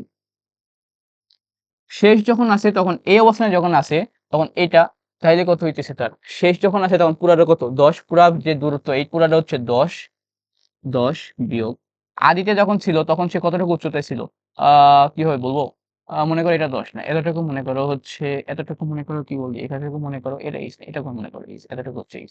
তো আদিতে যখন ছিল তার কত সরণ কত, 10 মাইনাস এইচ, এই হচ্ছে মূলত সরণ, শেষ বিয়োগ আদি। যে এরকম যখন এইখানে যেতে ছিল এটা হচ্ছে তার আদি বিন্দু, এখান থেকে যেতে এইখানে পড়ছে, উপরে কোথায় গেছে এটা মেটার না, এখানে কি ছিল, এখানে তো ছিল না, একদম আমি বলবো আদি ছিল এখানে, আর শেষ কোথায় আছে ওইটা, এই দুইটা বিন্দু বার করবো। এই দেখো আদি হচ্ছে এই বিন্দুটা আর শেষ হচ্ছে কোথায় এই বিন্দুটা, তাহলে এই যে দূরত্বটা, এই যে এতটুকু যে দূরত্বটা আছে, এই দূরত্বটাই হচ্ছে আমাদের কি সরণ। ঠিক আছে, এই দূরত্বটাই হচ্ছে সরণ। আমি এটা লিখলাম এতটুকু এইচ। ঠিক আছে, এটা পুরোটা 10 আর এখান থেকে কত এতটুকু এইচ, তাহলে 10 থেকে এইচ বাদ দিলে এটাই হচ্ছে সরণ। এই যে এতটুকু যে দূরত্ব আছে, আমি আবার লিখি, এই যে এতটুকু, এই যে দূরত্বটা এটাই হচ্ছে মূলত সরণ। আর আমি যে 10 প্লাস এইচ লিখছি এটা কি, এটা কি সরণ না, এটা সরণ, এটা কি, এটা হচ্ছে দূরত্ব। এটা কি দূরত্ব, কতটুকু দূরত্ব অতিক্রম করছে, এই দূরত্ব অতিক্রম করছে, কতটুকু সরণ অতিক্রম করছে, এই 10 মাইনাস এইচ। এবং তোমরা যখন ম্যাথ করবা, অর্থাৎ তোমরা যখন এই যে উপরে নিক্ষিপ্ত বস্তুর ম্যাথ করবা, এরকম ম্যাথ কিছু দেখাবো, তো তখন কিন্তু তোমাদের সরণ দিয়ে ম্যাথ করতে হবে, দূরত্বর কিন্তু ম্যাথ হয় না। অর্থাৎ তোমরা যে গতির সমীকরণ যে দেখবা, এই যে গতির সমীকরণ হয়ে গেল, এই যে গতির সমীকরণ যে 4টা গতির সমীকরণ আছে তোমাদের বইয়ে, এই সবই কিন্তু তোমাদের ভেক্টরের জন্য হিসাব করা হয়, স্কেলারের জন্য কিন্তু কোনো হিসাব করা হয় না। অর্থাৎ তোমাদের সবকিছু কিন্তু ভেক্টর নিয়মেই করতে হবে, বাট ভেক্টর তোমাদের লাগবে না। বাট তোমরা যখন হিসাব করবে তখন কিন্তু সরণ অর্থাৎ ভেক্টর ফর্ম হিসাব করতে হবে, অর্থাৎ আদি শেষের পার্থক্য এরকম লাগবে আর কি তোমাদের। তো যাই হোক, এই হচ্ছে মূলত দূরত্ব আর সরণ। এরপরে আসি, সেটা হচ্ছে কি দ্রুতি ও বেগ। তো ক্লাসের শুরুতে তোমাদের একটা কথা বলছিলাম, তোমরা কি এটা জানো যে হচ্ছে বস্তু যদি একটা তোমার হচ্ছে কি আনুভূমিক তলে ঘূর্ণায়মান থাকে, তাহলে তার বেগের পরিবর্তন হয় কিন্তু দ্রুতির পরিবর্তন হয় না। বাস্তবে কিন্তু দুইটা সেমই জিনিস, অর্থাৎ বেগের যে মান সেটাই হচ্ছে দ্রুতি, আবার সরণের যে মান সেটাই কিন্তু দূরত্ব, অর্থাৎ লিনিয়ার হইলো সেক্ষেত্রে। তো কিন্তু তারপরেও বেগের মান কিন্তু দ্রুতি, কিন্তু এটা একটা পরিবর্তন হচ্ছে আরেকটা পরিবর্তন হচ্ছে না কেন? এই যে একটা জিনিস, সেটা হচ্ছে কি দ্রুতির কিন্তু দিক নাই কিন্তু বেগের কিন্তু দিক আছে। তো দেখো কিভাবে পরিবর্তন এটা দেখাচ্ছি, আগে তোমাদের একটু লিখে নিই আগে। সেটা হচ্ছে কি দ্রুতি ও বেগ। দেখো দ্রুতি কি, দ্রুতি হচ্ছে বেগের মান, বেগের মানকেই বলা হয় দ্রুতি। তোমাদের যদি দ্রুতির সংখ্যা চাই লিখবা বেগের মান, দেখবো কি বেগের মান, বেগের মান, বেগের মানকে দ্রুতি বলা হয়। আরেকটা সংখ্যা তুমি লিখতে পারো যে দূরত্বের পরিবর্তনকে, দূরত্বের পরিবর্তন, পরিবর্তন। আচ্ছা, আর যে তোমাদের বলা হয় বেগ কি, বেগ হচ্ছে কি, বেগ হচ্ছে সরণের পরিবর্তন। এটা কিন্তু বেগের সঙ্গে সরণের পরিবর্তনকে পরিবর্তন, আর সরণের পরিবর্তন যেটা লিখছি এটা কিন্তু হয় নাই। সময়ের পরিবর্তন, সরণের পরিবর্তনের হারকে, হার মানে কি সময়ের সাপেক্ষে, অর্থাৎ একক সময় যে পরিমাণ সরণ পরিবর্তিত হয় সেটাই হচ্ছে বেগ। তুমি এটাকে এভাবে না এভাবে লিখতে পারো যে সরণের পরিবর্তনকে, অর্থাৎ এভাবে আগে যদি লেখো সময়ের সাপেক্ষে, সময়ের সাপেক্ষে, সাপেক্ষে, সময়ের সাপেক্ষে সরণের পরিবর্তনের, সময়ের পরিবর্তন কি, অথবা তুমি এটা না লিখে তুমি যদি তোমাদের বইয়ে যেটা আছে ওইটা যদি লিখো যে সরণের পরিবর্তনের হারকে, পরিবর্তনের হারকে, হারকে বেগ বলে, বেগ বলে। মানে বেগ equal to S by T. এদের বেগটা হচ্ছে কি সমবেগ, সমবেগ। এস দিয়ে কি বোঝায়, এস দিয়ে বোঝায় হচ্ছে সরণ। আর দূরত্বের পরিবর্তন, সেটা হচ্ছে দূরত্ব পরিবর্তনের হার, হারকে বলা হয় দ্রুতি। আর দূরত্ব পরিবর্তন এটাকে বলা হয় কি, এই দেখো বেগের মান তোমাদের বই কিভাবে লিখছে, আমি তো এইভাবে লিখি, এইভাবে লিখি, এই এটাকে এইভাবে লিখি ভেক্টর যেটা, এটাকে মাথা করে একটা সাইন দেবে, আর নর্মাল যে হচ্ছে দ্রুতি সেটা হচ্ছে এভাবে লিখা, আর তোমরা সবসময় ভিডিও লিখবা। তো আমি আপাতত মডুলাসে লিখতেছি। এই তো দূরত্ব ইকুয়াল ডি বাই টি, অর্থাৎ এটা হচ্ছে দূরত্ব আর এটা হচ্ছে সময়। এই যে দ্রুতি আর বেগ, এই হচ্ছে তোমার মূলত গেল দ্রুতি এবং বেগ, এই দুটার মধ্যে সম্পর্ক। তো এখন তোমাদের যে জিনিসটা বলবো বলছিলাম ফার্স্টে, সেটা হচ্ছে যে হচ্ছে কি যে আনুভূমিক তলে ঘূর্ণায়মান ক্ষেত্রে মনে করো এরকম একটা বস্তু আছে, এই একটা বস্তুকে একটা ব্যক্তি এরকম ভাবে আণবিক তলে এইভাবে ঘোরাচ্ছে, অর্থাৎ সুতায় বেঁধে, সুতা দিয়ে আছে না তোমার আঙুলের সাথে সুতা বেঁধে, অনেক সময় দেখো না একটা ভারী বস্তু কিভাবে ঘোরানো যায়, আণবিক তলে এইভাবে ঘোরাচ্ছে। তো এটাই যদি আমি স্কেচ আঁকি তাহলে এরকম হবে। তোমাদের বই এরকম কিন্তু একটা আছে, তোমাদের হচ্ছে কাজ হিসেবে দিয়েছে, কিন্তু এটা ক্ষয় মার্কের জন্য ইম্পর্টেন্ট। দেখি যে বেগের পরিবর্তন হয়, বেগের পরিবর্তন হয়, পরিবর্তন হয়, তবে দ্রুতির পরিবর্তন হয় না কেন? তারপরে ভালো করে এই মনে করো একটা বস্তুকে, এই দেখো এখানে হাতের মধ্যে বেঁধে এরকম সুতা আছে, এটা একটা সুতা এইভাবে বেঁধে এইভাবে, এই যে এটাকে কেন্দ্র করে এইভাবে ঘোরাচ্ছে, এইভাবে ঘোরাচ্ছে, এইভাবে ঘোরাচ্ছে, এইভাবে, এভাবে এভাবে ঘোরাচ্ছে। যদি ঘুরায় মনে করো মনে করো না, তো এখানে মনে করো তার, মনে করো এই বরাবর তার বেগ হচ্ছে, যেহেতু যদি ভাবে ঘুরায় তাহলে একটা বেগ আছে না, দেখো সমবেগে ঘোরাচ্ছে, এবার ভি বরাবর একটা বেগ আছে, এই যাকে বলা হয় ভেক্টর। যখন এই বিন্দুতে আসছে তখন এই বরাবর, অর্থাৎ স্পর্শক বরাবর বেগটা কাজ করে। এই বিন্দু যখন আসে তখন এই বরাবর, এই বিন্দু যখন আসে তখন এই বরাবর, এই যখন আসে এই বরাবর। প্রতি ক্ষেত্রে বেগ কিন্তু সেম, অর্থাৎ ভি এর মান সেম। ভি এর মান কি আগে লিখছি কি, বেগের মান কি দ্রুতি লিখছি না? তো বেগের মানকে কি বলা হয়, দ্রুতি বলা হয়। যদি দ্রুতি বলা হয় তাহলে কি প্রতি ক্ষেত্রে যদি বেগের মানটা কত, বেগের মানটা হচ্ছে ভি, প্রতি ক্ষেত্রে ভি। মনে করো ভি গেলে তুমি 5 মিটার হিসাব করো, 5 metre per second, m s inverse 1, এটা হিসাব করতে পারো। মনে করো 5 মিটার সেকেন্ড, তাহলে এইখানেও কি 5, এইখানে কি এটা না লিখি এভাবে লিখি, এটার যে মান বেগের মান এটা কত 5, এখানে কত বেগের মান কত 5, এখানে কত 5। প্রতি ক্ষেত্রে দেখো বেগের মান অর্থাৎ দ্রুতির মান কিন্তু সেম, বেগের মান সেম, বেগের মানই হচ্ছে দ্রুতি, অর্থাৎ মানটা যেহেতু সেম তাহলে কি, তাহলে এটা দ্রুতি, অর্থাৎ দ্রুতি সব ক্ষেত্রে সেম। কিন্তু বেগ কেন পরিবর্তন হচ্ছে, দেখো দিক ভিন্ন। আমি যখন এখানে আসছি দেখো বেগ ছিল কোন দিক বরাবর, এই দিক বরাবর, প্রথমে ছিল কত এই দিক বরাবর, এরপরে আসছে কত এই দিক বরাবর, এরপরে আসছে কত এই দিক বরাবর, এরপরে আসছে কত এই দিক বরাবর, এরপরে আসছে কত এই দিক বরাবর, এরপরে আসছে কত এই দিক বরাবর, এই দিক বরাবর, এই যে এই দিক বরাবর, এই দিক বরাবর, এই দিক বরাবর, এই দিক বরাবর, আবার এই দিক বরাবর। এই যে বেগের মানটা দেখো সেম থাকলেও প্রতি ক্ষেত্রে বেগের মান V V V V V V যাই হোক ভি থাকে সব ক্ষেত্রে ভি, অর্থাৎ দ্রুতিটা সেম হইলো, দিক কিন্তু প্রতি সেকেন্ডে পরিবর্তন হচ্ছে। অর্থাৎ আমি যখন ঘোরাচ্ছি প্রতি ক্ষেত্রে কিন্তু এই যে দেখো এইরকম ভাবে পরিবর্তন হচ্ছে, অর্থাৎ বেগটার দিক পরিবর্তন হচ্ছে। অর্থাৎ তোমার মানটা সেম থাকার পরেও যেহেতু দিকটা পরিবর্তন হচ্ছে, তাই কিন্তু তুমি কোনোভাবেই বলতে পারো না যে প্রতি ক্ষেত্রে বেগ সেম। বেগ কিন্তু সেম নেই, কারণ দিক চেঞ্জ, যেহেতু দিকের পরিবর্তন হচ্ছে তাহলে তো তুমি বলতে পারো যে বেগের পরিবর্তন হচ্ছে না, অর্থাৎ বেগটা চেঞ্জ হচ্ছে, বেগের দিকের পরিবর্তন হচ্ছে, কিন্তু মানটা যেহেতু সেম আসে তাই দ্রুতিটা সেম আসে। এই জন্যই বলা হয় আরোহী তলে যখন তুমি একটা বস্তুকে ঘুরাও তখন তার দ্রুতি সেম থাকে। দ্রুতি কেমন থাকে কেন, কারণ তুমি সমবেগে ঘোরাচ্ছ, সমবেগে ঘোরালে সেই সমবেগের যে মান, অর্থাৎ মনে করো 5 মিটার/সেকেন্ড বেগে ঘোরাচ্ছ, এই 5 মিটার/সেকেন্ড যে বেগটা এটা কিন্তু সেমই আছে। কিন্তু তোমার যে প্রতি ক্ষেত্রে যেহেতু দিকটা পরিবর্তন হচ্ছে এই জন্য বলা হয় যে দিকটা পরিবর্তন হচ্ছে যেহেতু তাই তোমার হচ্ছে কি বেগের পরিবর্তন হচ্ছে। এই হচ্ছে মূলত ছিল যে কোনো বস্তুকে যদি আনুভূমিক তলে ঘোরানো হয় তাহলে কেন বস্তুটার বেগ এবং দ্রুতি দুইটার পরিবর্তন কিভাবে হয়। তো এই গেল মূলত তোমার হচ্ছে এই কনসেপ্টটা। এখন আসি সেটা হচ্ছে ত্বরণ ও মন্দন।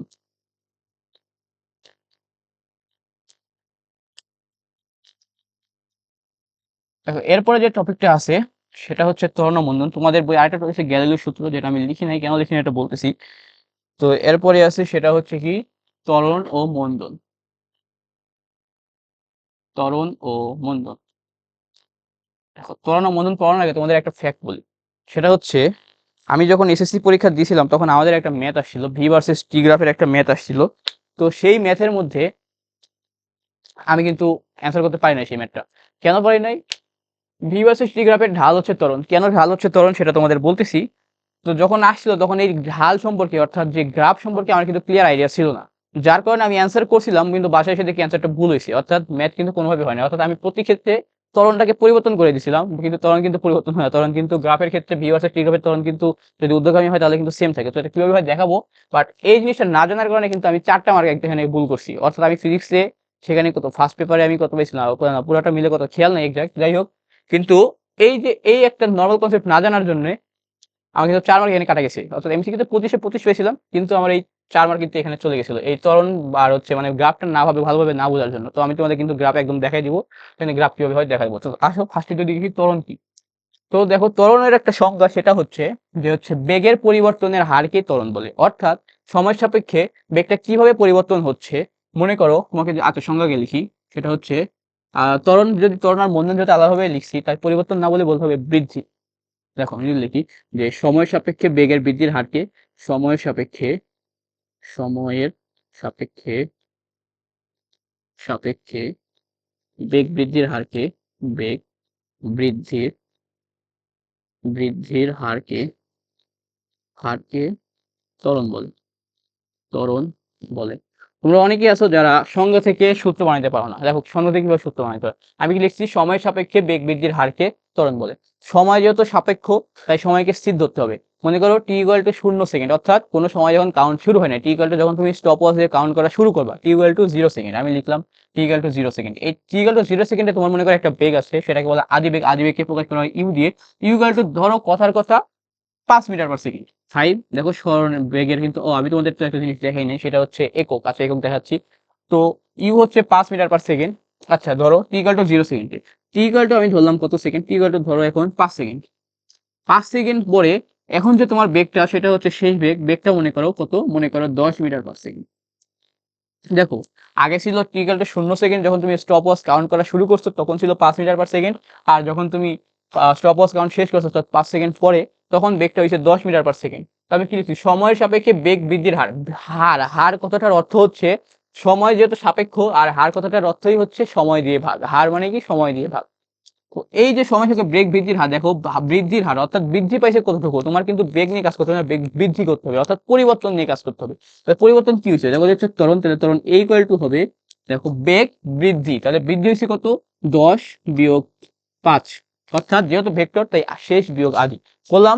আর কত বেগ বৃদ্ধির হার অর্থাৎ সময় সাপেক্ষে, তাহলে সময় দিয়ে ভাগ, সময় কত গেছে 5 সেকেন্ড, তুমি লিখতে পারো 5 - 0 দরকার নাই 5 সেকেন্ড। এই যে ভাগটা দিলা এইটা হইলো কত 1 মিটার পার সেকেন্ড স্কয়ার। কিভাবে হইলো এটা দেখাচ্ছি, এককটা দেখাচ্ছি, একটু পরে দেখাবো। হ্যাঁ এখনই দেখাচ্ছি, সমস্যা নাই।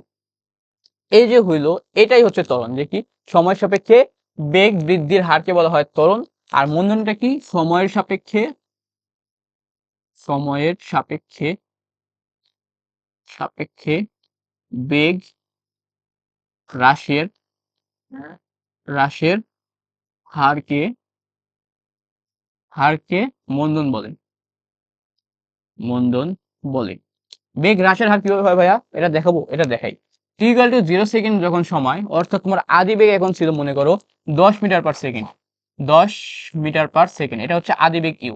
t = মনে করো 5 সেকেন্ড পর বস্তুর শেষ বেগ ভি হয়ে গেছে 2 মিটার পার সেকেন্ড। হইতে পারে না, হইতে পারে। মনে করো তুমি একটা ব্রেক করছো, গাড়ির ব্রেক করছো, অর্থাৎ গাড়িতে হচ্ছে মনে করো চলতেছিল একটা 10 মিটার পার সেকেন্ড বেগে চলতেছিল, রাস্তায় একটা কুকুর বা কিছু টাইপ এরকম কিছু একটা চলে আসছে, তো তুমি এখানে ব্রেক যখন দিবা তখন কি বেগটা হ্রাস পাবে না, বেগটা হ্রাস পেয়ে কি হবে আস্তে আস্তে কমে যাবে, কমতে মনে করো একটা নির্দিষ্ট এই 5 সেকেন্ডের মধ্যে তোমার বেগটা হয়েছে 2 মিটার পার সেকেন্ড।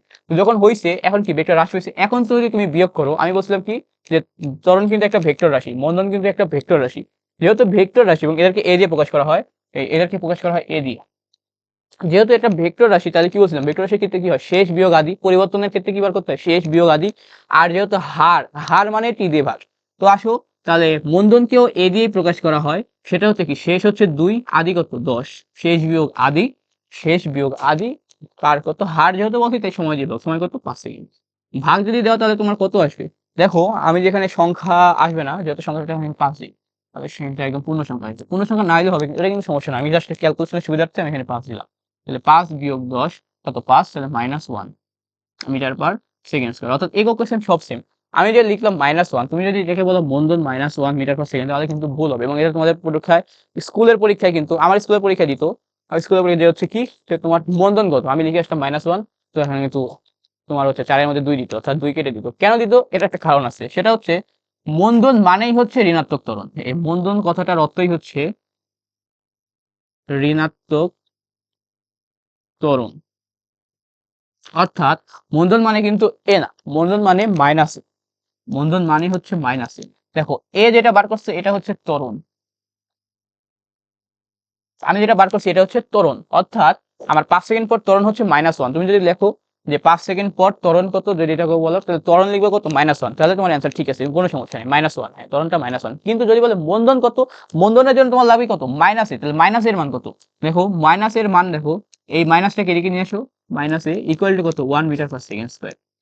এই যে মন্দনটা যে লিখলাম এই মাইনাস, এটাই হচ্ছে মন্দন, যেহেতু এই মন্দনটা কত 1 মিটার পার সেকেন্ড, অর্থাৎ তোমাকে যদি প্রশ্ন বলে মন্দন কত, তোমাকে কিন্তু এই মাইনাস এদিকে রাখা যাবে না, মাইনাস এ মানেই হচ্ছে মন্দন, মাইনাস এ মানেই হচ্ছে মন্দন, অর্থাৎ মন্দন মানেই হচ্ছে, টিচার যখন জানতে চায় মন্দন কি, মানে টিচার অলরেডি বলে দিয়েছে তোমাকে যে হচ্ছে জিনিসটা আছে তোমার নেগেটিভ, অর্থাৎ মন্দন জিনিসটাই হচ্ছে নেগেটিভ, এটা দ্বারাই এটা যে অর্থটাই হচ্ছে মন্দন মানে নেগেটিভ। যদি তুমি নেগেটিভ রে যদি তুমি আবার নেগেটিভ দাও তাহলে নেগেটিভ নেগেটিভ কি হলো পজিটিভ হয়ে গেলো, তো মন্দন যেহেতু নেগেটিভ তুমি পজিটিভ বানাইতে পারবে না, তো এই জন্য মন্দনটাকে বলা হয় কত 1 মিটার পার সেকেন্ড, অর্থাৎ মাইনাসে তুমি আগে থেকে ধরে নিছো, কারণ এখানে মন্দন কথাটার মধ্যেই অলরেডি মাইনাস আছে, তো তুমি এক্সট্রা করে মাইনাস দেওয়া যাবে না। এই জন্য তোমাকে বলে মন্দন কত, তুমি হচ্ছে 1 মিটার পার সেকেন্ড বলবা। তারপরে এরকম একটা আরেকটা আছে, সেটা হচ্ছে তোমার বল চ্যাপ্টারে আছে যে বাধা দানকারী বল কত। তোমরা অবশ্যই তোমাদের পরীক্ষা আসছে, তোমরা যারা 26 ব্যাচ আছো, যে বাধা দানকারী বল করো, তোমরা এখানে কি করো বাধা দানকারী বলের মধ্যে মাইনাস দিয়ে দাও, মাইনাস দেওয়া যাবে না কারণ অলরেডি তো বলছে বাধা দিতেছে, অর্থাৎ অলরেডি বিয়োগ হইতেছে, তো এটাকে তুমি আর মাইনাস দিবে না, এটা তুমি কি বাধা দানকারী বল এত। আর যদি তুমি বলো যে প্রযুক্ত বল তখন তুমি মাইনাস দিবা, কারণ যেহেতু প্রযুক্ত বল বলছো তাহলে ওইখানে তো আর মাইনাস নাই এক্সট্রা করে। কিন্তু যখন তুমি বলছো বাধা দানকারী বল, অর্থাৎ তুমি অলরেডি বিপরীতটা বলে দিছো, বাধা দিচ্ছে অর্থাৎ বিপরীত দিকে কাজ করতেছে, তাহলে এটা কি হলো, এটা হচ্ছে কত মাইনাস, তোমার বলা যাবে না, মাইনাস অলরেডি ভিতরে আছে, ওই বাধা দানকারী বলের ভিতরেই মাইনাস আছে অলরেডি, তুমি আলাদাভাবে তুমি মাইনাস দেওয়ার দরকার নেই, ঠিক আছে। এই গেল মূলত ত্বরণ বন্ধন। এখন মূলত এখানে শেষ, এখন তোমাদের আগে দেখাবো একক, এরপরে দেখাবো গ্রাফ। একক আর আরেকটা আছে সেটা হচ্ছে মাত্রা। দেখো আমি কিন্তু আজ পর্যন্ত কোনো মাত্রা বা একক কিছু মুখস্থ করি নাই, কেন মুখস্থ করি না এবং অনেক স্টুডেন্ট এটা মুখস্থ করে এবং ভুলে যায়। মুখস্থ করার তো আমি কোনো কারণই দেখি না, মুখস্থ করার কোনো দরকারই নাই। তুমি সূত্র পারলে তুমি এমনি মুখস্থ রাখতে পারবা। আচ্ছা, ত্বরণের তো দেখাইলাম না, ত্বরণের যে সূত্র তোমাদের বই লেখা আছে সেটা হচ্ছে ত্বরণ ত্বরণ এ ইকুয়াল টু শেষ বেগ, আগে বলছিলাম শেষ বিয়োগ আদি, শেষ বেগ বিয়োগ আদি বেগ ডিভাইডেড বাই সময়। এটা এটা তোমাদের বইয়ে লেখা আছে, এভাবে মনে রাখবা না, মনে রাখবে এইভাবে, এ হচ্ছে equal to v minus u divided by t. এবং এই সূত্রটা কোথেকে আসছে জানো? এই সূত্রটা কিন্তু গতি সমীকরণ। দেখো এটিকে এদিকে গুণ করে দাও, এটি equal to v minus u. তুমি গতি সমীকরণ কি বলছো? ভি ইকুয়াল টু এই ইউটাকে এদিকে নিয়ে আসো, ইউ প্লাস এটি। এটা কিন্তু একটা গতি সমীকরণ। এই গতি সমীকরণটাকে আলাদাভাবে লিখছে, এই আর কি, আর কিছু না। তো এই হচ্ছে তোমার হচ্ছে ত্বরণের সময় সূত্র এটা দেওয়া আছে। আর হচ্ছে বেগের একটা সূত্র দেওয়া আছে, এটা শুধুমাত্র সমবেগের যে সূত্র। সমবেগ যদি হয় সেক্ষেত্রে এবং আদিবেগ যদি স্থির হয় সেক্ষেত্রে সূত্রটা ঘটে, সেটা হচ্ছে V equal two S equal to V equal two, হ্যাঁ, এস ইকুয়াল টু ভিটি। এরকম একটা সমবেগের সূত্র দেওয়া আছে। এটা কি সমবেগের সূত্র? সমবেগ সমবেগ সমবেগ এই হচ্ছে সমবেগের ক্ষেত্রে এই যে ভিটা আছে, এই ভিটা হচ্ছে কি সমবেগ, অর্থাৎ সময় সাপেক্ষে এই ভি এর মানটা পরিবর্তন হবে না, অর্থাৎ ভিটা কনস্ট্যান্ট থাকবে। তো এটা হচ্ছে এস ভার্সেস টি এর গ্রাফ আর কি, দেখাবো, সমস্যা নাই। এই হচ্ছে মূলত তোমাদের হচ্ছে সূত্র যেটা দেওয়া আছে। আর তোমাদের ভাইভাবে লিখছে বেগ ইকুয়াল টু সরণ ভাগ সময়। এটা মানেই হচ্ছে কত, এই যে এস বাই টি। এই হচ্ছে তোমাদের বইয়ের সূত্র দেওয়া আছে, তবে এটা কিন্তু সমবেগের ক্ষেত্রে শুধুমাত্র থাকে। সময় কিভাবে হয়, গ্রাফে কিভাবে সমবেগ বুঝবা, এটা তোমাদের দেখাবো। তো আসি মূলত এখানে শেষ, আমাদের ত্বরণ গেছে, বেগ গেছে, এখন আসি তোমাদের এককের ক্ষেত্রে, একক আর মাত্রা। তো একক আর মাত্রা যদি দেখাই, ফার্স্টে তোমাদের কি ছিল? তোমাদের ফার্স্টে ছিল হচ্ছে দূরত্ব, আর এর মাত্রা এর একক কিন্তু সেম। দূরত্ব সরণে কিন্তু স্কেলার ভেক্টরের মাত্রা কিন্তু আর একক কিন্তু সেম, দূরত্ব সরণ। দেখো এই দূরত্ব আর সরণ এদের একক কি? এদের একক কিন্তু সবাই জানো মিটার। মিটার, এটাকে এম দিয়ে প্রকাশ করা হয় মাত্রা। মাত্রা হচ্ছে এল, এবং এই যে মাত্রাটা কিন্তু থার্ড ব্র্যাকেটের মধ্যে লেখা হয়, বুঝতে পারছো? মাত্রাটা কিভাবে লেখা হয়? থার্ড ব্র্যাকেটের মধ্যে লেখা হয়। এই হচ্ছে দূরত্ব সরণ। এরপরে আসি কত, দ্রুতি আর বেগ। দ্রুতি বেগ সেম, এটাকে প্রকাশ করা হয় ভি দিয়ে, এটাকে প্রকাশ করা হয় কত, ভি দিয়ে। এবং বেগের হোক কত, metre per second, m s inverse one. দেখো এটা কিভাবে আসছে, এটা তোমাদের দেখাই কি আসে। দেখো বেগ আমরা একটু আগে কি শিখছি? বেগ ইকুয়াল টু সরণ ভাগ সময়, মানে কত, এস বাই টি। আচ্ছা তুমি এটা জানো সরণের একক কি? এখনই দেখাইলাম মিটার, লেখো মিটার, এস বাই টি লিখছি, এস বাই টি। আচ্ছা সময়ের একক কি তোমরা জানো না? সময়ের একক কি? মিটার, সময়ের একক সেকেন্ড, এরকম সবাই জানো। এটাকে যখন তুমি উপরে লিখবা তখন এভাবে লিখে, এভাবে তুমি লিখতে পারো, এইভাবে এমএস, মিটার পার সেকেন্ড, এভাবে লিখে। আবার আমি মূলত এভাবে লিখি, এমএস ইনভার্স ওয়ান। এই যে ইনভার্স ওয়ান, মনে করো এক্স ইনভার্স ওয়ান লিখলাম না, এটা মানে হচ্ছে ওয়ান বাই এক্স, ঠিক আছে? এইটা আর কি। তো এই জিনিসটাকে এভাবে লিখে বা এইভাবে লিখে, তো আমি বলতে এভাবে লিখি, তুমি এভাবে লিখতে পারো, কোনো সমস্যা নাই। এভাবে টানে লিখবা না, এভাবে লিখতে সুন্দর লাগে, এভাবে লিখবা অথবা এভাবে লিখবা। এই এই গেল তোমার হচ্ছে দ্রুতি বা বেগ, এটার কি হচ্ছে মিটার পার সেকেন্ড। তাহলে কি হবে, মাত্রা কি হবে দেখো, এবার থার্ড ব্র্যাকেট দিবা, কি বলছি, এম এর অর্থাৎ মিটারের মাত্রা কি, এল, এল দিলাম। সেকেন্ড কি, সময়ের মাত্রা কি, টি, এল টি। আর ইনভার্সের তো সংখ্যার তো মাত্রা হয় না, সংখ্যার সংখ্যা, তাহলে এটার মাত্রা কি, এল টি ইনভার্স ওয়ান। ওকে, এরপরে আসে কি, এরপরে আসে হচ্ছে ত্বরণ। ত্বরণ বন্ধন কিন্তু একই জিনিস বলছি, ঋণাত্মক ত্বরণকে মন্দন বলা হয়, ত্বরণ বন্ধন। এটাকে প্রকাশ করা হয় এ দিয়ে, সঙ্গে প্রকাশ করা হয় এস দিয়ে। আচ্ছা, আর নিশ্চিত বস্তুর ক্ষেত্রে এইচ দিয়ে প্রকাশ করা হয়, সেটা বিষয় না। ত্বরণের একক মাত্রা কি, মিটার পার সেকেন্ড স্কোয়ার। কিভাবে হয়েছে দেখাই, দেখো ত্বরণ ইকুয়াল টু কি, ডেল ভি বাই টি না? ডেল ভি মানে কি, বেগের পরিবর্তন, বেগের পরিবর্তন পরিবর্তন বাই সময়। আচ্ছা, আমি লিখলাম, এটা কিন্তু তোমার বইয়ে নাই, তোমাদের দেখে নাই। বেগের পরিবর্তন কিভাবে লিখলাম ভাইয়া? দেখো আমি কি লিখছিলাম, শেষ বেগ, ইউ আর ভি দিয়ে দেখাই, শেষ বেগ কত, ভি বিয়োগ ইউ ডিভাইডেড বাই টি। এটা দেখেছিলাম না, শেষ বাই আদি, এটা কি মনে করতো, পরিবর্তন না? শেষ থেকে আদি বিয়োগ করা মানে কি, পরিবর্তন। তো এই পরিবর্তনটাই হয়ে দেখে বেগের পরিবর্তন। বেগের পরিবর্তনের একক কি, পরিবর্তন একক, বেগের একক, বেগের একক যা হবে বেগের পরিবর্তন একক তাই হবে। মনে করো তুমি হচ্ছে 10 কেজি দুধ থেকে 5 কেজি দুধ বিয়োগ করছো, তাহলে তোমার কাছে আছে 5 কেজি দুধ, সেম। তুমি 10 মিটার পার সেকেন্ড থেকে 5 মিটার পার সেকেন্ড বিয়োগ করছো, তাহলে কি হলো, তোমার কাছে থাকলো কত, মিটার পার সেকেন্ডই থাকলো, 5 মিটার পার সেকেন্ড থাকলো। তো বেগের একক যা হবে, বেগের পরিবর্তনের একক তো সেমই হবে, তাহলে বেগের একক কি, মিটার পার সেকেন্ড। তো পরিবর্তনের একক কি হবে, metre per second, m s inverse one. আর সময়ের একক তো তুমি জানো, সেকেন্ড। তাহলে এখানে কি আসতেছে, এম এস ইনভার্স টু। এটা কি সেটা অনেকে বোঝো নাই, দেখাইতেছি। দেখো এখানে কি লিখলাম, m s inverse one, or কিভাবে লিখছিলাম, এম বাই এস, ঠিক আছে, এম বাই এস। দেখো তুমি লেখো এইভাবে, ওই যে যা আছে তাই লেখো। উপরে কি ছিল, উপরে ছিল কত, বেগের পরিবর্তন হয়ে কি, এম এম বাই এস, দেখো এম বাই এস। আর নিচে কি সময়, এই যে সময় দেখো এস। এখন কি হচ্ছে দেখো, টান দাও, দেখো এখানে তুমি একটা এস দিয়ে গুণ দাও, একদম ভেঙে দেখাচ্ছি, এখানে একটা এস দিয়ে গুণ দাও, এখানে একটা এস দিয়ে গুণ, তাহলে এস এস কাটা, যেহেতু এস এস কাটা তাহলে একটু সমস্যা, আমি গুণ দিতেই পারি, নো প্রবলেম। দেখো এস এস কাটা, তাহলে এই এস না কেটে আমি এখানে এখানে কাটলাম, ওকে এই এস কাটা, তাহলে কি হচ্ছে, উপরে থাকছে কত, শুধু মিটার, আর নিচে থাকতেছে কত, সেকেন্ড স্কোয়ার। এটাকে যখন তুমি উপরে লিখবে তখন কি হবে, মিটার পার সেকেন্ড স্কোয়ার। এভাবে যখন দেখো এক্স ইনভার্স টু মানে কত, ওয়ান বাই এক্স স্কোয়ার না, এই বিষয়টাই এখানে লিখছি, এইখানে আসছে তখন এখন মিটার পার সেকেন্ড স্কোয়ার। তাহলে এই মাত্রা কি হবে, মাত্রা দেখো মিটারের মাত্রা কত, মিটারের মাত্রা কত এল, এটা কিন্তু মনে রাখতে হবে এল, আর সেকেন্ডের মাত্রা কত টি, তাহলে এল টি ইনভার্স কত 2। এই গেল তোমার হচ্ছে যত রকমের বেগ, তারপরে ত্বরণ সরণ দ্রুতি বেগ, তারপরে হচ্ছে কি আছে এই যেগুলো আছে এই সবগুলার মাত্রা, আর হচ্ছে কত একক। এই মূলত তুমি এভাবে বার করে ফেলতে পারো, তুমি মুখস্থ না থাকে, মুখস্থ যদি না করতে চাও তাহলে এভাবে বার করতে পারো, but metre per second square ত্বরণের একক, মিটার পার সেকেন্ড স্কয়ার মাত্রা মুখস্থ করার দরকার নেই, মাত্রা এভাবে বার করে ফেলবা, মিটারের মাত্রা হচ্ছে এল, সময় মাত্রা টি, এটা লিখে রাখবে এভাবে, যে দেখো এভাবে লিখবা যে মিটার, এটা খাতার মধ্যে নোট করে রাখবা, মিটার এম, এর মাত্রা কত, এর মাত্রা হচ্ছে এল, তারপরে হচ্ছে তোমার কত সময়, সময় সেকেন্ড, এর মাত্রা হচ্ছে টি, এর মাত্রা হচ্ছে টি, আর আরেকটা কি আছে, আরেকটা হচ্ছে ভর, ভরের একক কি, ভরের একক হচ্ছে কেজি, এর মাত্রা কত, এর মাত্রা হচ্ছে এম, বড় হাতের এম। এই তিনটা মনে রাখবো, এই তিনটা দিয়ে মোটামুটি সব হয়ে যায়, এই তিনটার বাইরে কিছু লাগে না। এই মূলত এইভাবে মনে রাখবা, এই এই তিনটা মাথায় রাখবা, খালি বসাই দিবা, একক বার করবে, একের পরে এখানে বসাই দিবা, শেষ। এই মূলত তোমার হচ্ছে মাত্রা, আর হচ্ছে গেল মাত্রা, আর কি গেল, হ্যাঁ হচ্ছে একক গেল। এরপরে তোমাদের যেটা দেখাবো সেটা হচ্ছে গ্রাফ, তোমাদের দেখাবো সেটা হচ্ছে গ্রাফ।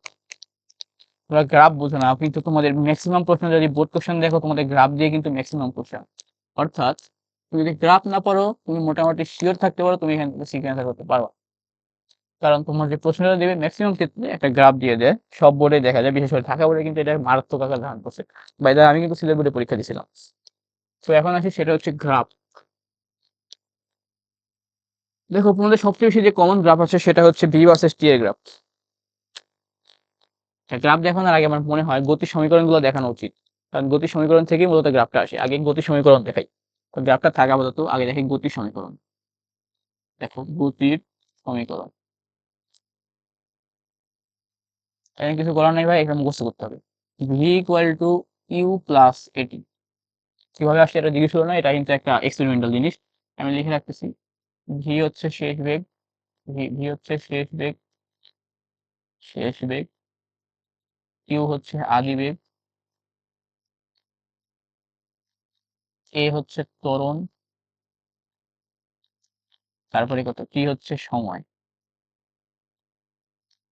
দেখো আমি যে গতি সমীকরণ লিখতেছি এটা কিন্তু সব ক্ষেত্রে প্রযোজ্য, এখন যেটা লিখতেছি এটা সব ক্ষেত্রে প্রযোজ্য, এখন কিন্তু কয়েকটা কেস দেখাবো তোমার ম্যাথ যাতে সহজে করা যায় সেই জন্য, এটা কিন্তু সব ক্ষেত্রে প্রযোজ্য। অর্থাৎ মনে করো তুমি একটা বস্তু রাস্তায় দিয়ে যাচ্ছে, কিংবা একটা বস্তু কি বলবো, একটা বস্তু রাস্তায় দিয়ে যাচ্ছে, একটা বস্তুকে ধাক্কা দেওয়া হয়েছে, এরকম ভাবে ধাক্কা দেওয়া হয়েছে, ঠেলা দেওয়া হয়েছে, টানা হয়েছে, সব ক্ষেত্রে কিন্তু এটা v equal to e plus at, এই সকল ক্ষেত্রে। তারপরে s equal to u t plus half at square, তারপরে v square equal to u square plus 2as। এখানে নতুন একটা টার্ম আসছে এস, এস এখানে কি, এস হচ্ছে সরণ। দেখো আমি যেখানে ইউজ করছি, দেখো বেগ, তারপরে কত ত্বরণ সরণ, সবই কিন্তু ভেক্টর, স্কেলার কিন্তু কিছু নাই, সব কিন্তু ভেক্টর। তারপরে আরেকটা আছে সেটা হচ্ছে s equal to v plus u divide by 2 into t. একটা সূত্র আছে, এই সূত্র কমন করে জানো, এটা শুধুমাত্র সমবেগের ক্ষেত্রে কাজে, এটা লিখে ইয়া করো। অর্থাৎ সম সমবেগ না সমত্বরণের ক্ষেত্রে, সমতরণ, সমতরণে প্রযোজ্য, প্রযোজ্য। অর্থাৎ যখন তুমি দেখবা যে একটা নির্দিষ্ট সময় পর্যন্ত সমতরণ আছে, ওই সময় পর্যন্ত তুমি কিন্তু যদি তোমাকে সরণ বার করতে পারো, তোমার আলাদাভাবে বার করার দরকার নাই, তুমি কিন্তু একদম এই সূত্র দিয়ে বার করে ফেলতে পারো। আরেকটা সূত্র তুমি যদি শিখে রাখলে ভালো, সেটা হচ্ছে এস টি, অর্থাৎ তোমাদের বইয়ে নাই, Q plus half a two t minus one. এটাতে কিন্তু একদম এমসিকিউ করার জন্য কিন্তু খুব উপযুক্ত। অর্থাৎ টি তম সেকেন্ডে তোমাকে যদি বলে, এটাকে বলা হয় জানো কি, এস, অর্থাৎ টি তম সেকেন্ডে, সেকেন্ডে সরণ কত, সরণ কত। এটা তোমাদের বুঝাই, এটা আসলে কিভাবে আসছে, সূত্র কিভাবে, ডেরিভেটিভ দেখাবো না। মনে করো তোমাকে বললো, মনে করো 5তম সেকেন্ডে, 5তম সেকেন্ডে সরণ কত, 5তম সেকেন্ডে তোমার সরণ কত, এটা তোমাকে বললো। দেখো ধরো এখানে হচ্ছে টি, 1 second, 2 second, 3 second, 4 second, 5 second, 6 second. এটা যদি তোমাকে বলে আমার লাগবে কত, এই 5তম, অর্থাৎ 4 আর 5 এর মাঝখানে যে সময় 1 সেকেন্ড আছে, এই সেকেন্ডটাতে 5তম সেকেন্ড মানে এই 5 সেকেন্ড আর তার আগের সেকেন্ড, এই দুইটার মধ্যবর্তী যে সময় 1 সেকেন্ড সময়টা আছে, এই 1 সেকেন্ড সময়ের দূরত্ব কতটুকু অতিক্রম করছে এটা। তোমরা এটা কিভাবে করো, তোমরা বার করো 4তম, অর্থাৎ 4 সেকেন্ডে অতিক্রান্ত দূরত্ব কতটুকু, মনে করো 10 মিটার, আবার 5 সেকেন্ডে অতিক্রান্ত দূরত্ব কত, আবার 15 মিটার। তাহলে 15 থেকে 5 বাদ দিলে কত, এতটুকু সেকেন্ডে অতিক্রান্ত দূরত্ব, অর্থাৎ এই 1 সেকেন্ডে অতিক্রান্ত দূরত্ব কত, 5 মিটার। তো এটা এইভাবে ভেঙে না করে কিন্তু এটা এইভাবে করা যায়। এবং তোমাদের আমি যতদূর শুনছি যে তোমাদের হচ্ছে বোর্ডে বা হচ্ছে স্কুলে যদি তুমি এভাবে করো, এই সূত্র ইউজ করে, তাহলে তোমাদের মার্ক কেটে দেয়, দরকার নেই। বাট এমসিকিউ তে যদি দেয়, বললো তোমার হচ্ছে এরকম হচ্ছে, বললো যে হচ্ছে আগে একটা বস্তু স্থির অবস্থায় ছিল, তার এরপরে সে চলতে শুরু করছে, তার ত্বরণ এত, তাহলে তোর কত 10 সেকেন্ড পরে 10তম সেকেন্ডে তার অতিক্রান্ত দূরত্ব কত। যদি বলো সরাসরি এমসিকিউ তে শুধু ক্যালকুলেটরটা বসাবা, অঙ্ক শেষ। টি এর জায়গায় বসাও, যদি 10তম সেকেন্ড বলে টি এর জায়গায় 10, 5তম সেকেন্ড বলে টি এর জায়গায় 5। এই হচ্ছে মূলত সূত্র। এটা হচ্ছে তোমার নর্মাল একদম বেসিক সূত্র, যেটা তোমার বই আছে, সবকিছু লেখাই দিছি। এই এরপরে একটা কেস দেখাবো, দুইটা কেস দেখাবো মূলত। সেটা হচ্ছে পড়ন্ত বস্তুর ক্ষেত্রে আর নিক্ষিপ্ত বস্তুর ক্ষেত্রে। এবং আমি যে গ্যালিলিও সূত্র কেন লিখি নাই, এটা কিন্তু দেখাবো। দেখো গ্যালিলিও সূত্র মূলত এই গতি সূত্র থেকে আসছে। এখন আসি কিন্তু কেস, একটা কেস দেখাবো, কেস 1। সেটা হচ্ছে কি পড়ন্ত বস্তু, আগে দেখাই পড়ন্ত বস্তু, পড়ন্ত বস্তুর জন্য। দেখো একটা বস্তু, এটা হচ্ছে ভূমি, একটা বস্তু এইখান থেকে এইখানে পড়তেছে, এখানে উপর থেকে এখানে করতেছে, মধ্যবর্তী দূরত্ব কত, এই মধ্যবর্তী দূরত্ব বলতে এটা কিন্তু সরণ। এখন আদি এখানে সেখানে, তাহলে দূরত্ব কত, সরণ কত, 8 মিটার। তো যাই হোক, করতেছে কি, সেখানে কি ত্বরণ এ ত্বরণে পড়বে, পড়বে না, জি ত্বরণে পড়বে। কারণ বাতাসের বাধা উপেক্ষা করো, বাতাসের বাধা থাকলে তখন জি ত্বরণে পড়তো না, একটা বিপরীত দিকে বল কাজ করতো, যেটা তোমাদের নাই। অর্থাৎ তোমাদের সিলেবাসে বাতাসের বাধা বলে কোনো জিনিস নাই। তো মনে করো জি, জি ত্বরণ নিচের দিকে পড়তেছে, এই সরানো নিচের দিকে, কারণ এখান থেকে এখানে যেতেছে কত, শেষ বিয়োগ আদি, তাহলে কত, এখানে ছিল 0 আর এখানে কত 6, তাহলে এটা বড়, তাহলে নিচের দিকে যেতেছে, অর্থাৎ সবই নিচের দিকে, সবকিছু নিচের দিকে। এখন যদি আমি লিখি, সেটা হচ্ছে দেখো একটা নির্দিষ্ট আদিবেগ ইউ আদিবেগ থেকে নিক্ষেপ করে, তোমাকে এখান থেকে এভাবে চাপ দেওয়া হয়েছে, এভাবে বল চাপ দাও না, তোমাদের হাতে বল এভাবে চাপ দাও, এরকম চাপ দেওয়া হয়েছে, মনে করো ইউ আদিবেগে চাপ দেওয়া হয়েছে, সবকিছুই নিচের দিকে। তাহলে এই চিহ্ন প্রথা নামে একটা জিনিস আছে, তোমরা যারা এনডিসি তে পরীক্ষা দিবা, তোমাদের কিন্তু চিহ্ন প্রথা থেকে ম্যাথ আসে। তো জিনিসটা দেখাচ্ছি, এটাকে বলা হয় চিহ্ন প্রথা। অর্থাৎ দেখো জি হচ্ছে তো অল, জানো জি সবসময় নিচের দিকে কাজ করে, তো জি নিচের দিকে কাজ করে, তাহলে সরণ কত, দেখো এটা হচ্ছে শেষ, এটা শেষ, অর্থাৎ এখানে আসলে এটা হচ্ছে এইচ। আদি যখন ছিল তখন কত 0, সরণ কত, সরণটা হচ্ছে নিচের দিকে। কারণ দেখো নিচের দিকে চাপ দিচ্ছে, তাহলে পড়তেছে নিচের দিকে, সরণটা কত, নিচের দিকে। আচ্ছা ইউ আদিবেগে চাপ দিছো, ইউ দিয়ে কত, নিচের দিকে চাপ দিছো, ইউ ইউ আদিবেগ দিয়ে এভাবে ঠেলা দিছো, ঠেলা তো জানো, এভাবে চাপ দিছো, যেহেতু এভাবে চাপ দিছো তাহলে ইউটা হচ্ছে নিচের দিকে, তাহলে সবই হচ্ছে একদিকে। অর্থাৎ তুমি যদি সবাইকে প্লাস ধরো সবাই প্লাস, সবাইকে যদি মাইনাস ধরো সবাই মাইনাস, তুমি যে কোনো ধরতে পারো, প্লাস ধরতে পারো মাইনাস ধরতে পারো। আমরা নর্মালি কি করি, যেটা সংখ্যা বেশি, অর্থাৎ একই রকম চিহ্ন যেদিকে, এই সবগুলোকে আমরা প্লাস ধরি। ধরি তাহলে দেখো গতির সমীকরণগুলো কিভাবে আসবে। দেখো আমাদের বি এর সমীকরণ একটা ছিল, মনে করো এই যে এখন মাটিতে পড়ার আগ মুহূর্তে, এই মুহূর্তে তার বেগ হচ্ছে ভি, তাহলে বেগ ভি ইকুয়াল টু ইউ, আর কত এ জায়গায় কি আছে জি টি। এখন চিহ্ন বসাতে হবে, দেখো ভি কোন দিকে, ইউ নিচের দিকে, ভিও নিচের দিকে, পড়ার আগ মুহূর্তে কত, ভি নিচের দিকে না, এই যে ভি নিচের দিকে না, পড়ার একবারে আগ মুহূর্তে, অর্থাৎ এই যে এখানে পড়বে এই মুহূর্তে, তাহলে ভি কত, নিচের দিকে, তাহলে ভি কত প্লাস, ভি হচ্ছে প্লাস, ভি হচ্ছে নিচের দিকে, ভিও প্লাস, ইউ দেখো নিচের দিকে, ইউ প্লাস, এইচ তো এখানে নাই, জি কত নিচের দিকে, তাহলে জিও কত প্লাস। টি এর কি কোনো চিহ্ন হয়, টি এর কত চিহ্ন, টি হচ্ছে সার্বজনীন, অর্থাৎ এটা যদি এইভাবে তারপরে এইভাবে এসে পড়তো তাও টি যা থাকতো, সব ক্ষেত্রে কিন্তু সেম, অর্থাৎ টি এর কোনো চেঞ্জ নাই, টি এর কিন্তু উপাংশ হয় না। এবং এটা জানো, জেনে রাখো, সেটা হচ্ছে টি কিন্তু 4 ডাইমেনশনাল একটা বিষয়, বুঝছো। তো এই হচ্ছে মূলত তোমার হচ্ছে পরন্ত বস্তুর ক্ষেত্রে প্রথম সূত্র। এরপরে 2 নম্বর একটা সূত্র আছে, সেটা হচ্ছে এভাবে লিখবো না, এটা কাটিয়ে দাও, পাঁচটা দেওয়া যাবে না, u plus u plus g t, তারপরে এইচ, আর এইচ দিয়ে প্রকাশ করছে এইচ নিচের দিকে, plus equal to u t plus half g t square. দেখো এর চিহ্ন যা হবে, এর চিহ্ন জি এর চিহ্নটাই হবে, সব সেম, তো নিচের দিকে। এই 3 নাম্বার হচ্ছে d square equal to u square plus 2gh, এই হচ্ছে মূলত গেল। আর 4 নাম্বার হচ্ছে কি, 4 নাম্বার হচ্ছে v h equal to v plus u divided by 2 into t. এই হচ্ছে 4টা সূত্র গেল। আর হচ্ছে এসটিটি একটা সূত্র আছে, সেটা হচ্ছে এইচ টি অর্থাৎ টি-তম সেকেন্ড অতিক্রান্ত দূরত্ব u plus half g two t minus one. আর তুমি বলতে পারো ভাই আপনি বললেন প্লাস দিয়ে হবে মাইনাস দিয়ে হবে, মাইনাস তো দেখো তত প্লাস দিয়ে মাইনাস দিয়ে কিন্তু সেমই আছে, এরকম প্লাস এগুলো দেখাচ্ছি কিভাবে আসে। আমরা কত নাম্বার দেখাই, এক নম্বরই মনে করে দেখাই ভি ইকুয়াল টু ইউ আর হচ্ছে কত জিটি। মনে করো আমি সবগুলোকে ধরলাম কত, আমি ধরলাম নিচের দিকে এটা ইকুয়াল টু, আমি তো আগে ধরছিলাম কত নিচের দিকে ইকুয়াল টু প্লাস, এখন ধরলাম নিচের দিকে ইকুয়াল টু মাইনাস। তাহলে কত দেখো ভি নিচের দিকে ভি এর আগে মাইনাস, ইউ নিচের দিকে এর আগে মাইনাস, জি নিচের দিকে এর আগে মাইনাস, সবার আগে মাইনাস। তাহলে কি আসতেছে minus v equal to minus u minus g t. Minus দিয়ে সবাইকে গুণ করে দাও, তাহলে মাইনাসে গুণ করে কত হবে প্লাস ভি ইকুয়াল টু, এখানে গুণ করতে হবে তাহলে ইউ প্লাস দেখছো আগে পেয়ে যাচ্ছে। একই জিনিস। তো ওইটা এটা আর এটা কিন্তু একই জিনিস। তো তুমি আমি ওইটা বললাম যে যেকোনোটাকে তুমি মাইনাস ধরতে পারো বা প্লাস ধরতে পারো, নিচে থেকে দেখো কিন্তু সব কিন্তু সেম রাখতে হবে। অর্থাৎ ভি যদি নিচের দিকে হইতো বা ইউ যদি নিচের দিকে উপরের দিকে হইতো তখন কিন্তু দিক চিহ্ন হতো। দেখো এখন দেখো, তো এটা গেলে একটা কেস।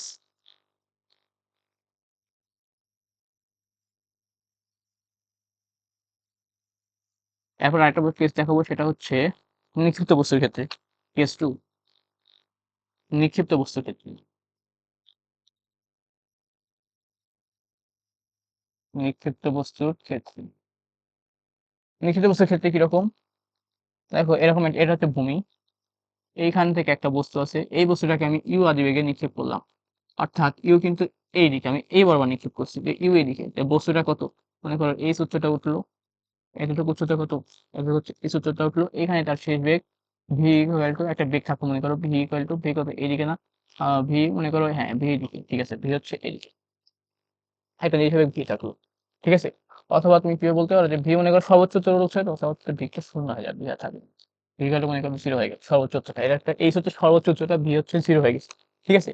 আচ্ছা হইলো, জি কোন দিকে কাজ করতেছে, জি কিন্তু নিচের দিকে কাজ করতেছে, জি কিন্তু নিচের দিকে কাজ করতেছে, কিন্তু জি অলওয়েজ বস্তু উপরে যাক নিচে যাক যেদিকে যাক জি সবসময় নিচের দিকে কাজ করে, এটা কিন্তু তোমরা সবাই জানো যে জি সবসময় নিচের দিকে কাজ করে। তো এই হচ্ছে মূলত সিস্টেম। দেখো বস্তুটা এখান থেকে এখানে গেছে, আদি শেষ, আদি থেকে শেষ দিক কিভাবে হয় মনে করো এ থেকে বি, তাহলে দিকটা হয় এরকম আদি থেকে শেষ, আদি শেষ দিকটা কেমন আদি থেকে শেষ এই উপরের দিকে। আমি যখন সূত্র লিখবো এক নম্বরটা v equal to u plus at, u sorry g t, লিখলাম ইউ প্লাস জিটি, দেখা হয়েছে কি ভি তো জিরো, আচ্ছা মনে করো ভি আছে, সাপোজ ধরো ভি আছে, ভি আছে মনে করো ভি আছে, ভি কোন দিকে দেখো এই বরাবর যাচ্ছে, তাহলে এই বরাবরই যাতে থাকবে উপর দিকে, এটা সর্বোচ্চ উচ্চতা না, এটা একটা মনে করো নির্দিষ্ট একটা উচ্চতা গেছে, তারপর আমি বেগ মাপতেছি, মনে করো তার বস্তুটা আরো গেছে, মনে করো বস্তুটা আরো এরকম আরো গেছে, তো ওইটা মনে করো এই পয়েন্টে এই একটা পয়েন্ট, এটা একটা পয়েন্ট আর বি পয়েন্ট, আমি মনে করো এই বি পয়েন্টে আমি বেগ মাপতেছি, বেগ হচ্ছে ভি, তাহলে ভি কোন দিকে আরো উপরে উঠবে, এখানে যে ভি হবে জিরো, এই বিন্দু দেওয়া হবে ভি জিরো।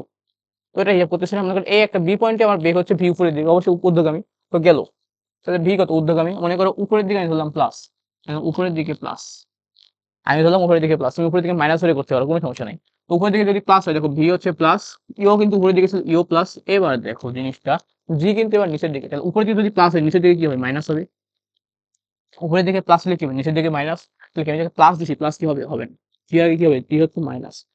এইটা হচ্ছে নিক্ষিপ্ত বস্তুর ক্ষেত্রে গতির সূত্র, যে যেভাবে লেখা হয় v equal to u minus g t. এখন দুই নম্বরে আসি, সেটা হচ্ছে এইচ, এইচ ইকুয়াল টু দেখো কি আগে কি শিখলাম u t plus half g t square, এটা আমরা নর্মালি শিখি, নর্মালি যেটা হচ্ছে আমরা শেখানো হয় এটাই।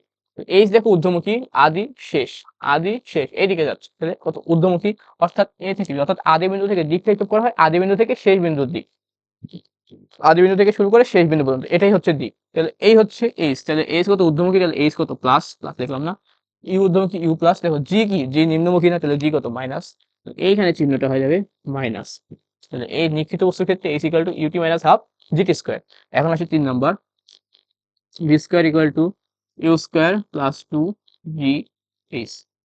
এখন দেখো v square equal to u square plus two g h, ঠিক আছে আমি যেটা লিখছি ভালো কথা লিখলাম, ভি স্কয়ার পজিটিভ, ঠিক আছে কোনো সমস্যা নাই, ইউ স্কয়ার পজিটিভ সমস্যা নাই, জি কি জি নিচের দিকে, জি কিন্তু নেগেটিভ, অর্থাৎ জি এর দিকে একদিকে, জি ইউ এর দিকে একদিকে, কিন্তু জি এর দিক ঠিক তার উল্টা দিকে, তাহলে জি এর মানটা কি হবে কত negative, v square equal to u square minus two g h. তারপরে হচ্ছে বাকিগুলো সেম, 4 নম্বর যদি লেখো যে h t t equal to u minus half g two t minus one, এই তো। আর হচ্ছে ওইটার মধ্যে তো নাই। 5 নম্বর হচ্ছে h equal to v plus u divided by two into t, অর্থাৎ ভি উপর দিকে কোথায় সব দিকে, এটা কিন্তু সেম এর আগের মতোই, কোনো সমস্যা নেই। এই হচ্ছে কত নিশ্চিত বস্তুর ক্ষেত্রে।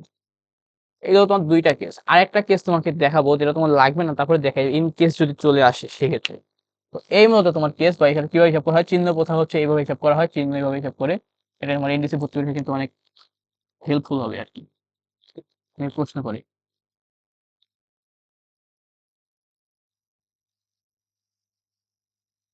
এরপরে আসি, সেটা হচ্ছে আরেকটা কেস, কেস 3, যেটা হচ্ছে একটা নির্দিষ্ট উচ্চতা থেকে বস্তুকে যদি উপরের দিকে নিক্ষেপ করা হয় তাহলে কি হয়।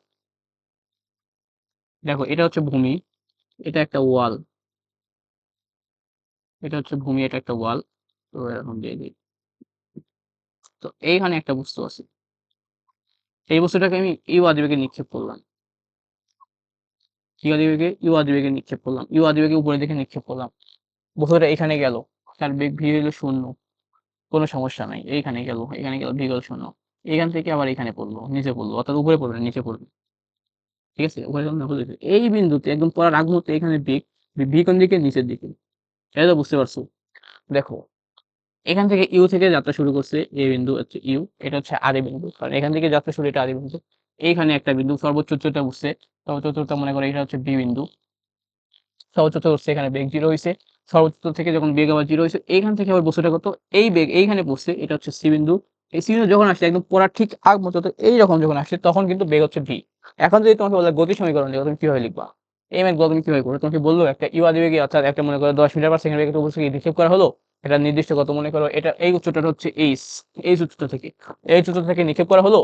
তাহলে তোমাকে এখন বললো যে বস্তুটার শেষ বেগ কত, তোমাকে বলবো, তো তুমি কিভাবে বার করবে। দেখো তুমি যদি নরমাল গতি সমীকরণ লিখো ভুল হবে, কারণ যদি চিহ্ন প্রথা ইউজ করো তাহলে তুমি ম্যাথটা করতে পারবা। দেখো আমরা কি জানি, গতি সমীকরণ এক, ভি ইকুয়াল টু ইউ আর কত, জিটি। জি কিন্তু অলওয়েজ কাজ করবে, জি কোন দিকে, জি অলওয়েজ নিচের দিকে। যাই হোক, এইখানে উঠুক, এখানে কোনো সমস্যা নেই, জি অলওয়েজ নিচের দিকে। দেখো এখন দেখো আমি কি করব, মনে করো আমি নিচের দিকে প্লাস ধরলাম, নিচের দিকটাই হচ্ছে প্লাস, তাহলে উপরের দিকটা হচ্ছে মাইনাস। ভি নিচের দিকে, ভি এর আগে প্লাস, কোনো সমস্যা নেই। ইউ কোন দিকে দেখো তো এবার, আদি শেষ। ইউ কিন্তু এবার উপরের দিকে, তাহলে উপরের দিকে এবার মাইনাস, ইউ কিন্তু মাইনাস। জি কোন দিকে, জি কিন্তু নিচের দিকে, তাহলে জি কি হবে, plus. B equal to minus u plus GT. এটা কিন্তু তোমাদের একদম অচেনা, এটা কিন্তু তোমাদের বইও নাই, এর অচেনা, বাট এখানে কিন্তু ম্যাথ আসলে আসতে পারে, কিন্তু নর্মাল জিনিস একদম। এখান থেকে একটা দালানের উপর থেকে আমি একটা বলকে উপরে নিক্ষেপ করতে পারি, যেটা মাটিতে এসে পড়বে। তো সেক্ষেত্রে সূত্র ইউজ করে তোমাকে বার করতে হবে। মনে করো তোমাকে বললো যে এখানে ভি কত বা ইউ কত, যেখানে চাইতেই পারি, কোনো সমস্যা নেই। এই একটা গেল। 2 নম্বর কত, 2 নম্বর হচ্ছে h equal to u two, চিহ্ন দিতেছি না আগেই, আর হাফ জিটি স্কোয়ার দিলাম। এবার আসো, এবার কত, এইচ কত, এইচ তোমার কত এটা তুমি বলবা। ভিডিওটা পজ করো, পজ করে নিজে ভাবে এইচ কত। এইচ তুমি কিভাবে বার করবা, আমি বলছি যে ইয়ার ক্ষেত্রে সরণ কিভাবে বার করতে হয়, শেষ বিয়োগ আদি, অর্থাৎ শেষ আর আদির মধ্যবর্তী যে দূরত্ব, সরলরৈখিক দূরত্ব, সর্বনিম্ন দূরত্ব, সেটাই হচ্ছে এইচ। আদি কত, এটা ইনিশিয়াল, শেষ কত, এটা ফাইনাল। তাহলে এইখান থেকে এইখানের মধ্যবর্তী যে দূরত্ব এইচ, এবং বস্তুটা কত, দেখো এইখানে কিভাবে আসছে, বস্তুটা এখান থেকে এখানে গেছে, আমার কোনো এটা নিয়ে কোনো টেনশন নেই। তারপর এইখান থেকে এই বারবার গেছে, এই বারবার গেছে, এরকম হয়েছে, এরকম বলবার আসছে এইরকম। তাহলে কোন দেখো, দেখো আদি ছিল এরকম আর শেষ কত এরকম, তাহলে কত, এইচ নিচের দিকে না। আদি থেকে শেষ, আদি থেকে শেষ দিক কত, আদি থেকে শেষ, আদি এইখানে, শেষ এইখানে, আদি থেকে শেষ, আদি থেকে শেষ। এইচ এর দিক কত, নিচের দিকে না। আদি থেকে শেষ, আমি বলছি কি ভেক্টরের দিক কিভাবে হিসাব করা হয়, ভেক্টরের দিক, ভেক্টরের দিক, এইচ মানে কি সরণ না, এটার দিক করে করা হয়। এটা হচ্ছে আদি, আদি, এটা হচ্ছে শেষ। ভেক্টরের দিক হিসাব করে কত হবে, আদি থেকে শেষ। এই যে আদি থেকে শেষ হিসাব করলাম, এটাই ভেক্টর। তাহলে এই দেখো আদি থেকে শেষ, তাহলে এই কোন দিকে, নিচের দিকে, আদি থেকে শেষ। এইখানে কোন দিক দিয়ে ঘুরছে, দুনিয়া ঘুরছে, কোনো সমস্যা নেই, আদি থেকে শেষ। আমি এখানে কি দেখাইছিলাম, এরকম এরকম এরকম এরকম কেমন গেছে, এখান থেকে শুরু হয়েছিল, গেছে কত, এখান থেকে মনে করো এখানে আসছে, তাহলে কত, আদি থেকে শেষ। এই যে এটা, তাহলে এখানে কত, এখানে দেখো এখান থেকে গেছে, এখান থেকে গেছে, এইরকম গিয়ে এখানে পড়ছে, তাহলে আদি শেষ, আদি থেকে শেষ, তাহলে কত, এইচটা কত, নিচের দিকে, নিচের দিকে কি ধরছে, নিচের দিকে প্লাস, এর আগে কত, প্লাস। ইউটা কিন্তু দেখো উপরের দিকে, কারণ এখানে যে কিন্তু তার ইউটা 0 হয়ে গেছে, ভি 0 মানে কত, এই ইউটা দেখেছি ইউ 0 হয়ে গেছে, অর্থাৎ ইউটা কিন্তু ঊর্ধ্বমুখী ছিল, ইউটা ঊর্ধ্বমুখী ছিল। এরপরে নতুন করে জি এর কারণে বেগ প্রাপ্ত হয়েছে, ওইটা আলাদা। এই জন্য ভি নিচের দিকে, ইউ কিন্তু উপরের দিকে, তাহলে ইউ যেহেতু উপরের দিকে, তাহলে কত, ইউ এর আগে মাইনাস, জি কোন দিকে, নিচের দিকে, জি এর আগে প্লাস। এটা কিন্তু আরেকটা, এখানে প্লাস দেওয়া লাগে না, যে h equal to minus u t plus half g t square, এটা কিন্তু আরেকটা সূত্র গেল। 3 নম্বর সূত্রে দেখবে একটা মজার জিনিস ঘটবে। 3 নম্বর হচ্ছে কি বলছিলাম v square equal to u square two g h. এখন দেখো এটা কিন্তু চেঞ্জ হবে না, কেন হবে না দেখাই। দেখো আমরা কি বলছি ভি নিচের দিকে, আচ্ছা তোমার কথা মতো ভি হচ্ছে যেহেতু নিচের দিকে, ভি এর আগে প্লাস, ইউ উপরের দিকে ইউ এর আগে মাইনাস, জি নিচের দিকে জি এর আগে প্লাস দিলাম, কিন্তু এটা কিন্তু ভাইয়া হয় নাই, এটা ভুল, কিন্তু হয় নাই। কেন হয় নাই দেখো, কোন একটা ভেক্টরকে সেটা দিক যাই হোক যেমনই হোক যেদিকে হোক, যদি তুমি মাইনাস যদি স্কোয়ার করো সেটা মাইনাস প্লাস তো প্লাসই, যদি মাইনাসকে স্কোয়ার করো -1 এটার উপর যদি স্কোয়ার করো ইকুয়াল টু 1। অর্থাৎ এখানে যে তুমি প্লাস দিছো, এখানে যে মাইনাস দিছো, এই মাইনাসটা কার? এই মাইনাস কি ইউ স্কোয়ারের? না, এই মাইনাসটা ছিল কার? ইউ এর জন্য মাইনাসটা তুমি দিছো। তাহলে তুমি যখন দিছো তখন তোমাকে দিতে হয়তো কিভাবে, এইরকম মাইনাস ইউ তার উপরে স্কোয়ার। অর্থাৎ ইউটা বিপরীত দিকের জন্য ইউটা মাইনাস, ইউ স্কোয়ার মাইনাস না, ইউটা যেহেতু মাইনাস তাহলে মাইনাস ইউ স্কোয়ার মানে কত, u square plus two g h, অর্থাৎ জিএইচ তো আগের মতো ছিল, জি নিচের দিকে জি প্লাস, আর ভি এর উপরে অর্থাৎ ভি তো প্লাসই ছিল এরকম, প্লাস ভি তারপরে স্কোয়ার মানে কত ভি স্কোয়ার, অর্থাৎ v square equal to u square plus two g h. অর্থাৎ দেখতে পাচ্ছ এইটা কিন্তু পরন্ত বস্তুর সাথে একদম মিলে গেছে।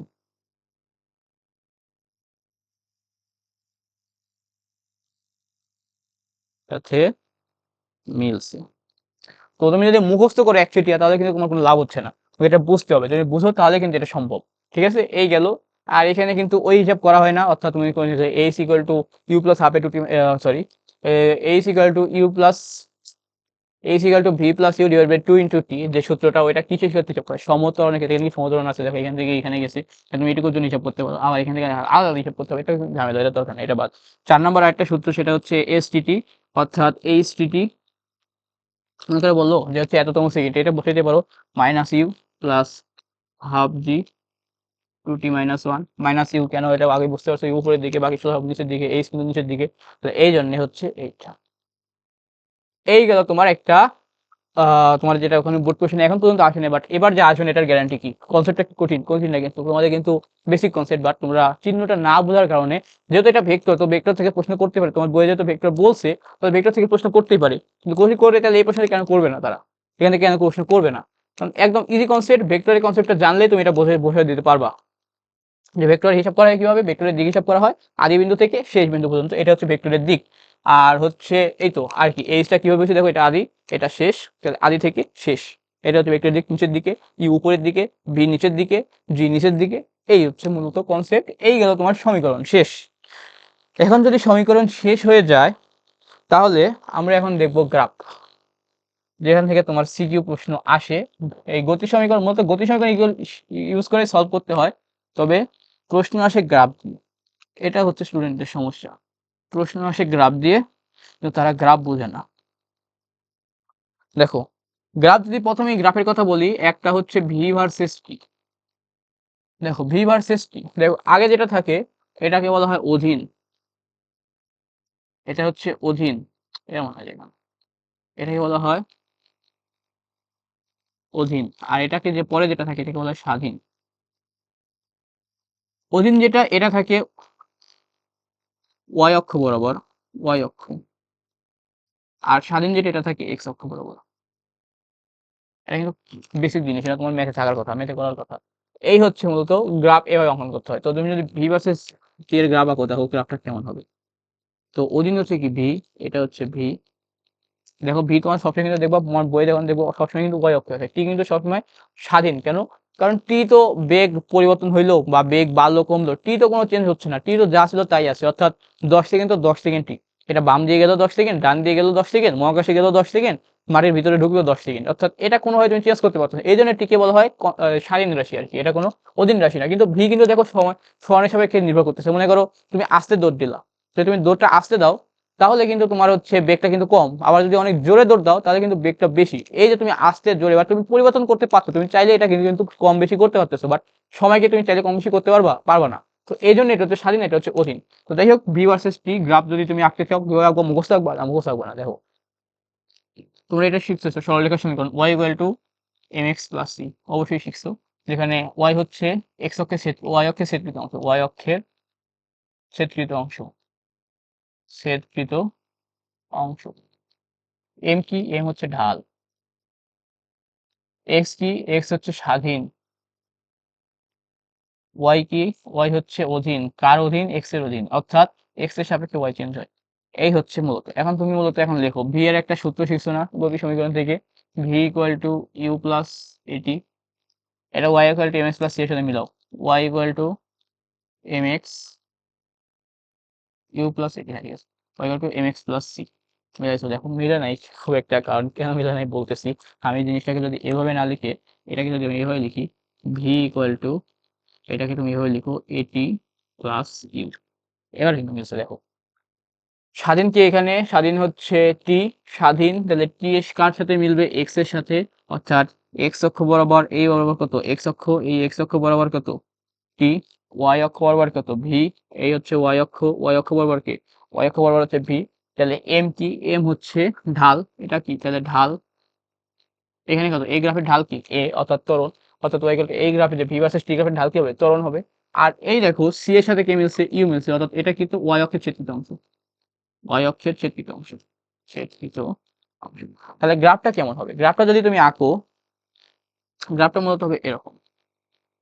এই যে আমি গ্রাফটা আঁকলাম, এই দেখো যে ওয়াই অক্ষে যেটা ছেদ করছে এই যে বিন্দু, এই বিন্দুটা এইখানে এইখানে যেটা আছে এটাই হচ্ছে ইউ, এতটুকুই হচ্ছে ইউ, অর্থাৎ ইউ একটা নির্দিষ্ট মান আছে, এতটুকু হচ্ছে ইউ।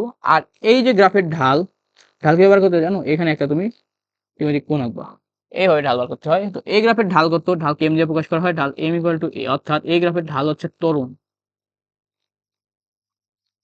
অর্থাৎ এটা মাথায় ঢুকায় ফেলো যে ভি ভার্সেস টি গ্রাফের ঢাল হচ্ছে ত্বরণ, ঠিক আছে। এখন যদি তোমার ইয়াটা হয় জিরো, অর্থাৎ বস্তু যদি স্থির অবস্থা থেকে যাত্রা শুরু করে তাহলে কি তার আদিবেগ শূন্য, সেক্ষেত্রে গ্রাফটা কেমন হবে, সেক্ষেত্রে গ্রাফটা হবে এরকম, ছোট করে দেখাই, এই দেখো ভি টি, আদিবেগ শূন্য তাহলে কত, আদিবেগ জিরো, ইউ জিরো, এইভাবে যাবে এইভাবে, তাহলে এইখানে ঢাল কত, এখানে ঢাল হচ্ছে এম ইকুয়াল টু এ, অর্থাৎ ত্বরণ। ভি ভার্সেস টি গ্রাফের ঢাল হচ্ছে ত্বরণ, এবং এই ত্বরণটা কিন্তু দেখো সমত্বরণ। দেখো এই ঢালটা কিন্তু কনস্ট্যান্ট মান, অর্থাৎ এখানে যা ঢাল যা হবে এখানে যে তুমি ঢাল পাই পাবা এখানে তাই পাবা, অর্থাৎ প্রতি ক্ষেত্রে ঢাল কিন্তু কনস্ট্যান্ট, অর্থাৎ এই পুরা জায়গা জুড়ে এই যে একটা ঢাল পাইছো তুমি, এই পুরাটুকুই ঢাল কিন্তু এ, অর্থাৎ এই পুরাটুকু প্রতিটা জায়গায় কিন্তু ঢাল এ, ঢালের ঢাল কত এ, তার ঢালের কোনো পরিবর্তন হবে না। অর্থাৎ একটা লিনিয়ার, তোমার হচ্ছে লিনিয়ার যদি সরলরেখা এখানে হয় পুরাটাই কিন্তু এটার যে মান, এই যে সরলরেখার মান কিন্তু কনস্ট্যান্ট, সিওএনএস কনস্ট্যান্ট, ঠিক আছে। এই যে কনস্ট্যান্ট, এই কনস্ট্যান্ট মানটা কত, ভি ভার্সেস টি এর যে কনস্ট্যান্ট মানটাই হচ্ছে এ, ঠিক আছে। এই হচ্ছে মূলত ভি ভার্সেস টি গ্রাফের ঢাল। কিন্তু তোমাদের প্রশ্ন এরকম থাকে না, প্রশ্ন কিভাবে থাকবে এটা দেখাই দিচ্ছি। তোমরা এই কেসটা মনে রাখবা, ঢাল লাগবে, ক্ষেত্রফল লাগবে, ক্ষেত্রফল কেন লাগবে আসতেছি। দেখো এভাবে থাকবে ভি, এভাবে থাকবে টি, তোমাদের ঢালটা থাকবে মানে গ্রাফটা থাকবে এরকম, এরকম, এরকম, এই হচ্ছে তোমার গ্রাফ থাকবে। এইখানে দিবে কি, এখানে দিবে ভি ম্যাক্স, এখানে তো ইউ তো আদিবেগ জিরো, ওকে। এই দেখো তোমাদের যদি দেখো এই হচ্ছে মূলত তোমার গ্রাফ, এরকম দিয়ে দিবে, এরকম একটা টার্ম দিবে, এটা মনে করো টি ওয়ান সেকেন্ড, এটা হচ্ছে টি টু সেকেন্ড, এটা হচ্ছে ওকে। এই হচ্ছে তোমার দিয়ে দিল, গ্রাফটা দিয়ে দিল এরকম। এই গ্রাফ দিয়ে বলবে যে তোমার মনে করো টি ইকুয়াল টু 0 সেকেন্ড থেকে, এখন তো টি ইকুয়াল টু 0 সেকেন্ড না, কিছু শুরু হয় নাই, তো টি ইকুয়াল টু 0 থেকে টি ইকুয়াল টু 1 সেকেন্ড পর্যন্ত এই গ্রাফের ত্বরণ নির্ণয় করো, তোমাকে বললো। তাহলে ত্বরণ তুমি কি করবা, দেখো তুমি কিভাবে বার করবে, u equal to 0, v equal to কত, এইখান থেকে এতটুকু পর্যন্ত ত্বরণ কিন্তু সেম, তোমাকে বলছি। এখানে কত, ভি ইকুয়াল টু কত, ভি ইকুয়াল টু মনে করো ভি ম্যাক্সের একটা মান কত ধরবো, মনে করো 5 মিটার পার সেকেন্ড, তাহলে ত্বরণ এ ইকুয়াল টু কত, v minus u divided by t না, তখন তুমি ত্বরণ হিসাব করে ফেলবা। তখন কত, 0 থেকে 5 সেকেন্ড বাই টি 1 সেকেন্ড পর্যন্ত, তাহলে টি 1 সেকেন্ড এখানে কত আছে, 5 সেকেন্ড যদি হয় 5 সেকেন্ড, 10 সেকেন্ড 10 সেকেন্ড যা হয় তাই, তো এখানে বার করে ফেলো ত্বরণ, ঠিক আছে। এই দেখো এখন কি হবে, দেখো এই দেখো এখানে বেগের মান কিন্তু সর্বোচ্চ ছিল, দেখো আমি ভি ম্যাক্স লিখছি, বেগের মান কিন্তু সর্বোচ্চ ছিল, তো এখান থেকে বেগটা কি হচ্ছে, কমতেছে না, বেগটা কমতে কমতে দেখো এখানে বেগ কিন্তু জিরো হয়ে গেছে, দেখো এখানে কিন্তু বেগ জিরো, তাহলে এখানে কিন্তু বেগ হবে জিরো। এই যে বেগের মান কমতেছে এটা কি পড়াইছিলাম, মন্দন পড়াইছিলাম না, তাহলে এইখানে হচ্ছে মন্দন। আর এইখানটায় দেখো পুরো জায়গা জুড়ে ভি এর মান কিন্তু কনস্ট্যান্ট, অর্থাৎ আমি দেখাইছিলাম এরকম, তো এই পুরো জায়গা জুড়ে বেগের মানে কিন্তু কোনো চেঞ্জ হচ্ছে না, সময় পরিবর্তন হচ্ছে কিন্তু বেগ কিন্তু এরকম কনস্ট্যান্টই আছে, অর্থাৎ বেগ ভি আগে যা ছিল এখন তাই ছিল। তাহলে এখানে এ কত, এই জায়গায় এই ইকুয়াল টু কত, দেখো v minus v, v minus v divided by t equal to কত, জিরো, অর্থাৎ এইখানে কিন্তু ত্বরণ শূন্য। ত্বরণ শূন্য হইলে কি হয়, ত্বরণ শূন্য হইলে কি হয়, সমবেগ হয়। তোমাকে এটা পড়েছিলাম v equal to u plus at, অথবা এটা না সরি, এটা পড়েছিলাম গতি সমীকরণে s equal to u t plus half at square. দেখো এই জায়গায় এ শূন্য অর্থাৎ এই পুরোটার মান হচ্ছে 0, তাহলে s is equal to u t বা এস ইজ ইকুয়াল টু সমবেগকে আমরা ভি দিয়ে লিখি, সমবেগ এটা হচ্ছে কত সমবেগ, এস ইকুয়াল টু ভিটি। তাহলে এই জায়গায় তোমাদের যদি আমি মার্ক করে দেই, তোমাদের এটা মাথায় রাখতে হবে, সেটা হচ্ছে এইখানে এটা হচ্ছে কি সমত্বরণ, সমত্বরণ এই পুরো জায়গাটা জুড়ে সমত্বরণ, এইটুকু কি সমত্বরণ, আর এইখানে কি শুনো এর মানে এর একটা নির্দিষ্ট মান আছে, অর্থাৎ পুরো জায়গা জুড়ে এর মান নির্দিষ্ট, এইটা হচ্ছে সমবেগ, সমবেগ। এবং এইখানে কি শূন্য, এইখানে a ইকুয়াল টু 0, অর্থাৎ যদি সমবেগ হয় তাহলে কি হয়, ত্বরণ কিন্তু শূন্য হয়, এটা মাথায় রাখতে হবে। এটা দেখা গেল সমবেগ যখন হবে, এই যে সমবেগ যখন হচ্ছে কখন, যখন ত্বরণের মানটা হবে 0। এইখানে কি হলো, এইখানে কিন্তু সমবন্ধন, সমবন্ধন কেন, দেখো বেগের মানটা হ্রাস পাচ্ছে, বেগের মানটা যদি হ্রাস পায়, এখন দেখো ভি এর মানটা হচ্ছে কত বড়, ই এর মানটা ছোট, তাহলে কি বলছিলাম তোমার হচ্ছে কি বলছিলাম শেষ বিয়োগ আদি, তাহলে এটা কত শুরু আর এটা কত শেষ না, শেষ, তাহলে ভেক্টর বিয়োগ কত শেষ বিয়োগ আদি শেষ, তাহলে শেষ হচ্ছে কত 0, মনে করো শেষ হচ্ছে 0, আর আদির একটা মান আছে না, আদির মান কত 5, তাহলে কি আসতেছে নিচে আসছে টি, মাইনাসের একটা মান আসবে না, মাইনাসের যদি মান আসে তাহলে এটা কি হবে সমবন্ধন, অর্থাৎ এর মানটা মাইনাস আসবে, অর্থাৎ কি হবে মন্দন হবে। এইটা হচ্ছে সমবন্ধন। এই হচ্ছে মূলত তোমার গ্রাফ ভি ভার্সেস টি এর গ্রাফ, এইটা এইটা হচ্ছে ভি ভার্সেস টি এর গ্রাফ। এখন এটা গেল ভি ভার্সেস টি এর গ্রাফ, এটা বলবে। এবং আরেকটা জিনিস তোমাকে বলবে, সেটা হচ্ছে কি, সেটা হচ্ছে এই গ্রাফের তোমাকে বলবে টি1 টি2, এখানে টি3 দেয়নি কেন, টি3 টি3 তোমাকে বলবে যে হচ্ছে টি ইকুয়াল টু 0 থেকে টি ইকুয়াল টু 3 এই সময় পর্যন্ত সরণ কত নির্ণয় করো, তোমাকে বলবে সরণ নির্ণয় করো। তুমি সরণ কিভাবে নির্ণয় করবা, তুমি হাজারটা ভাববা যে এখানে এই টান থেকে আবার করবে, এখান থেকে আবার করবে, এখান থেকে করবে, কিছু না, কিছু করা লাগবে না, তুমি ক্ষেত্রফল বার করবা। তুমি কিভাবে ক্ষেত্রফল বার করতে পারো, এখানে ক্ষেত্রফল কি হবে, হাফ ইন্টু ভূমি কত 0 থেকে টি1, তাহলে এটা কি হবে টি1 ইন্টু উচ্চতা, উচ্চতা কত এতটুকু, এতটুকু কত ভি, এই যে ভি, এটা হচ্ছে এতটুকুর ক্ষেত্রফল। আচ্ছা এতটুকু ক্ষেত্রফল লাগবে না, এটা কত, এটা একটা চতুর্ভুজ না, এটা কত একটা চতুর্ভুজ, চতুর্ভুজের ক্ষেত্র এখানে লিখে রাখি, আচ্ছা কিভাবে সেটা দেখে আগে, লিখে রাখি তারপর দেখাচ্ছি। দেখো এই চতুর্ভুজের ক্ষেত্রফল কত, এই চতুর্ভুজের ক্ষেত্রফল কত, ভূমি গুণ উচ্চতা, ভূমি কত, এটা হচ্ছে ভূমি টি1, টি2 বড় টি2 মাইনাস টি1, ভূমি গুণ উচ্চতা, ভূমি গুণ দৈর্ঘ্য গুণ প্রস্থ, সরি চতুর্ভুজের ক্ষেত্রে হচ্ছে দৈর্ঘ্য গুণ প্রস্থ, এতটুকু হচ্ছে দৈর্ঘ্য, এতটুকু হচ্ছে প্রস্থ, প্রস্থ কত দেখো ভি, প্রস্থ হচ্ছে ইন্টু ভি, এই এতটুকু ক্ষেত্রফল হয়ে গেল। আর এতটুকু কই, এতটুকু দেখো হাফ, আমি যখন ক্ষেত্রফল কত ধনাত্মক না, তাহলে হাফ ইন্টু ভূমি, ভূমি কত এতটুকু, এতটুকু কত টি3 বিয়োগ টি1, এতটুকু টি2 সরি, টি3 বিয়োগ টি2 ইন্টু কত উচ্চতা, হাফ ইন্টু ভূমি গুণ উচ্চতা, ঠিক দেখো উচ্চতা কত ভি, এই যে ভি, এই যে ভি, এই এতটুকু, তাহলে তুমি কি করবা, এটা হচ্ছে টি1 কেন লিখছি, টি ইকুয়াল টু তো 0, এই জন্য 0 তে মাইনাস করে লাভ নাই, এই জন্য লিখছি। তারপরে কি করবো, এটা প্লাস এইটা প্লাস এইটা, এই তিনটা যোগ করে দিবা ক্ষেত্রফল আসবে। এখন বলছে এটা কিভাবে আসলো, তুমি যদি এইচএসসি স্টুডেন্ট হইতা তাহলে তোমাকে ইন্টিগ্রেশন দিয়ে দেখাই দিতাম, বাট তোমাকে ইন্টিগ্রেশন দেখাই দিছি না। তুমি দেখো আমরা ক্ষেত্রফল ইকুয়াল টু কিভাবে বার করি, ক্ষেত্রফল হচ্ছে দেখো তুমি এটা শিখছো না, সমবেগের ক্ষেত্রে সমবেগটা বুঝাই দেই, এস ইজ ইকুয়াল টু ভিটি, তুমি শিখছো না, সরণ এস ইকুয়াল টু ভিটি, এটা তুমি শিখছো সমবেগের ক্ষেত্রে। আর ভি আর টি গুণ করলে সমান পাওয়া যায়, দেখো এখানে হচ্ছে ভি আর এটা হচ্ছে টি, অর্থাৎ এই যে এই দুইটা দুই, এটা হচ্ছে সমবেগ ভি আর এটা হচ্ছে টি, অর্থাৎ এতটুকু হচ্ছে টি, অর্থাৎ এই যে টি2 মাইনাস টি1 এতটুকুই হচ্ছে টি, এটাই হচ্ছে টি। এইটা যদি তুমি গুণ করো তাহলে কি হইতেছো, তাহলে সরণ পাইতেছো না। এটার ক্ষেত্রেও সেম, এটা ইন্টিগ্রেশন দিয়ে বার করা যায়, কিন্তু তোমাদের ইন্টিগ্রেশন নাই। তো যাই হোক এই জন্য তুমি কি করবা, এই যখন তোমাকে বলবে এরকম ভি ভার্সেস টি গ্রাফের ক্ষেত্রফল বার করতে পারবে, তুমি এরকম মনে করো তোমার গ্রাফটা এরকম দিবে না, তোমার গ্রাফ দিবে এরকম, তোমার গ্রাফ দিবে এরকম, এরকম দিবে। তোমার গ্রাফ যদি এরকম দেয়, তুমি ক্ষেত্রফল কিভাবে বার করবা, তোমাকে এরকম তুমি এরকম টান দিয়ে দিবা, এরকম টান দিবা, এরকম টান দিবা। দেখো এটা একটা ত্রিভুজ হলো, এটা একটা ত্রিভুজ হলো, এই ত্রিভুজের ক্ষেত্রফল বার করবো, এই ত্রিভুজের ক্ষেত্রফল করবো, আর এই চতুর্ভুজের ক্ষেত্রফল বার করবো, যেখানে এতটুকু কি, এতটুকু হচ্ছে সমত্বরণ, এটা কি সমবেগ, সরি সমমন্দন, আর এটা কি সমবেগ। তো তুমি এখানে ভি এর মানটা জানো, একটা নির্দিষ্ট ভি এর মান থাকবে, টি এর মানটা জানো, এটার ক্ষেত্রেও হাফ ভূমি জানো, উচ্চতা জানো, এটার ক্ষেত্রে তুমি জানো উচ্চতা, তুমি বার করবো। আচ্ছা সবসময় কি এরকম দিবে না, এরকম না, এরকম দিতে পারে, এরকম এরকম, এটা মানে কি বোঝায়, তুমি এরকম একটা টান দিবা, তো যতগুলো পয়েন্ট পাবো ততগুলো পয়েন্ট টানবে। দেখো এরকম মানে বলতেছি এখান থেকে এতটুকু করছে, অর্থাৎ সমতরণ হয়েছে ভি ভার্সেস টি এর গ্রাফ, সমতরণ হয়েছে, এরপরে আবার ভি থেকে আবার কমতেছে, অর্থাৎ সমবন্ধন হয়েছে, তাহলে এটা কত প্লাস এ মাইনাস এ, এখানে হচ্ছে মাইনাস এ, অর্থাৎ ত্বরণটা কমছে, অর্থাৎ মন্দন হয়েছে, আর এখানে কত প্লাস এ, এরকমও দিতে পারে। এই হচ্ছে তোমার ভি ভার্সেস টি গ্রাফের যত রকম ইয়া ছিল সব। এখন আমি তোমাদের একটা আচ্ছা আগে লেখাই নি, তারপরে একদম বেসিক ভাবে লেখাই দিতেছি, ওটা তুমি নোট করে রাখবা যাতে তুমি মাথায় রাখতে পারো। এরপর আরেকটা গ্রাফ দেখাবো, সেটা হচ্ছে এস ভার্সেস টি এর গ্রাফ।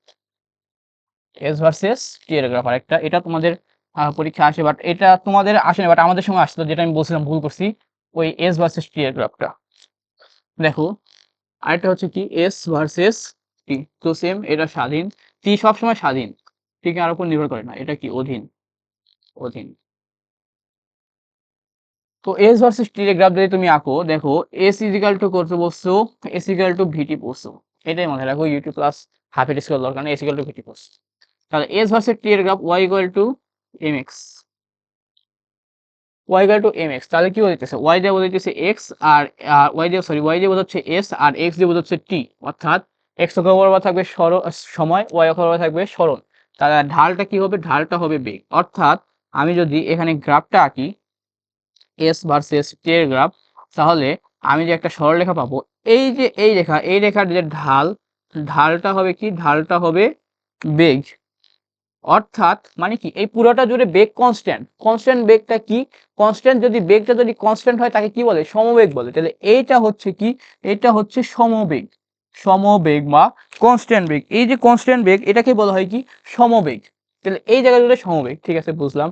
আচ্ছা, তোমাকে গ্রাফে এরপরে দিবে এরকম, এরপরে দিবে এরকম, সাপোজ তোমাকে দিল এইভাবে, এই বরাবর কি দেখো, দেখো এই বরাবর কি এস এর মানের কোনো পরিবর্তন হয়েছে, আমরা কি দেখছো এস এর মান কত, এইখানে এস এর মান হচ্ছে 0, এস ইকুয়াল টু 0 না, এইখানে কত, এইখানে এস এর একটা নির্দিষ্ট মান, মনে করো 5 মিটার, এই পুরো জায়গাটা জুড়ে এস এর মান কত, 5 মিটার, 5 মিটার। এইখানে দেখো পুরো জায়গা জুড়ে এস এর মান 5 মিটার, অর্থাৎ এস এর মানের কোনো পরিবর্তন হয় নাই, যেহেতু এস এর মানের পরিবর্তন হয় নাই, তো বেগও হবে না, অর্থাৎ এই জায়গাটুকুতে বেগ 0, এইখানে কোনো বেগ নাই, এখানে কত, বেগ 0, বেগ ইকুয়াল টু 0। আগের মতো কি এটা হবে, বেগ 0 হলে ত্বরণ হবে, আগে যেটা বলছিলাম যে ওখানে কি ছিল, বেগ ছিল হচ্ছে, সরি কি ছিল এখানে, এখানে ছিল হচ্ছে ত্বরণ 0 ছিল, এজন্য সমবেগ হয়েছিল, ঠিক আছে। কিন্তু এখানে বেগ 0 থেকে সমাধান হবে না, মানে ত্বরণের সূত্র কি ছিল, a equal to v minus u divided by t. এখানে আদি বেগ এটা, শেষ বেগ এটা, আদি বেগ ইউ, এটা হচ্ছে ভি, আদি বেগ এখানে ভি এর মান যা, অর্থাৎ ভি এর মান ভি ইকুয়াল টু 0, এখানে কত, ভি এর মান ভি ইকুয়াল টু 0, অর্থাৎ উভয় ক্ষেত্রে পুরোটা যেহেতু বেগ 0, তাহলে কি হতো, 0 minus 0 by t equal to 0, অর্থাৎ এখানে ত্বরণ এও 0, এখানে কোনো ত্বরণ নেই। আবার দেখো এইখানটায় আবার পুরাটাই কিন্তু সমবেগ, অর্থাৎ এইখানে কিন্তু আবার সমবেগ, সমবেগ, অর্থাৎ এস এর মানটা কমতেছে, এস এর মানে পরিবর্তন হচ্ছে, তাহলে বেগের মানটা বাড়বে, সরি পরিবর্তন হবে, এই আর কি। তো এইভাবে তুমি হিসাব করে ফেলবা। এই ছিল তোমার মূলত তোমার এস ভার্সেস টি এর গ্রাফ। আমার এটাই দিছিল, তোমাকে বলছিল কি জানো, বলছিল এস ভার্সেস টি এর গ্রাফ এরকম দিছিল, এরকম জানি মূলত এরকম ছিল, এরকম ছিল 1 2 3 4 5, সেরকম মনে করা ছিল, এটা হচ্ছে এস, এটা টি, মনে করো 5 সেকেন্ড, 10 মিটার, 15 মিটার, 20 মিটার, 25, 30, এরকম দিছিল। আর টি সাপোজ ধরো 2 সেকেন্ড, 4 সেকেন্ড, 6 সেকেন্ড, 8, 10, 12 সেকেন্ড, এরকম দিছিল। দেয়া বলছিল যে ভি ভার্সেস টি এর গ্রাফ আঁকো।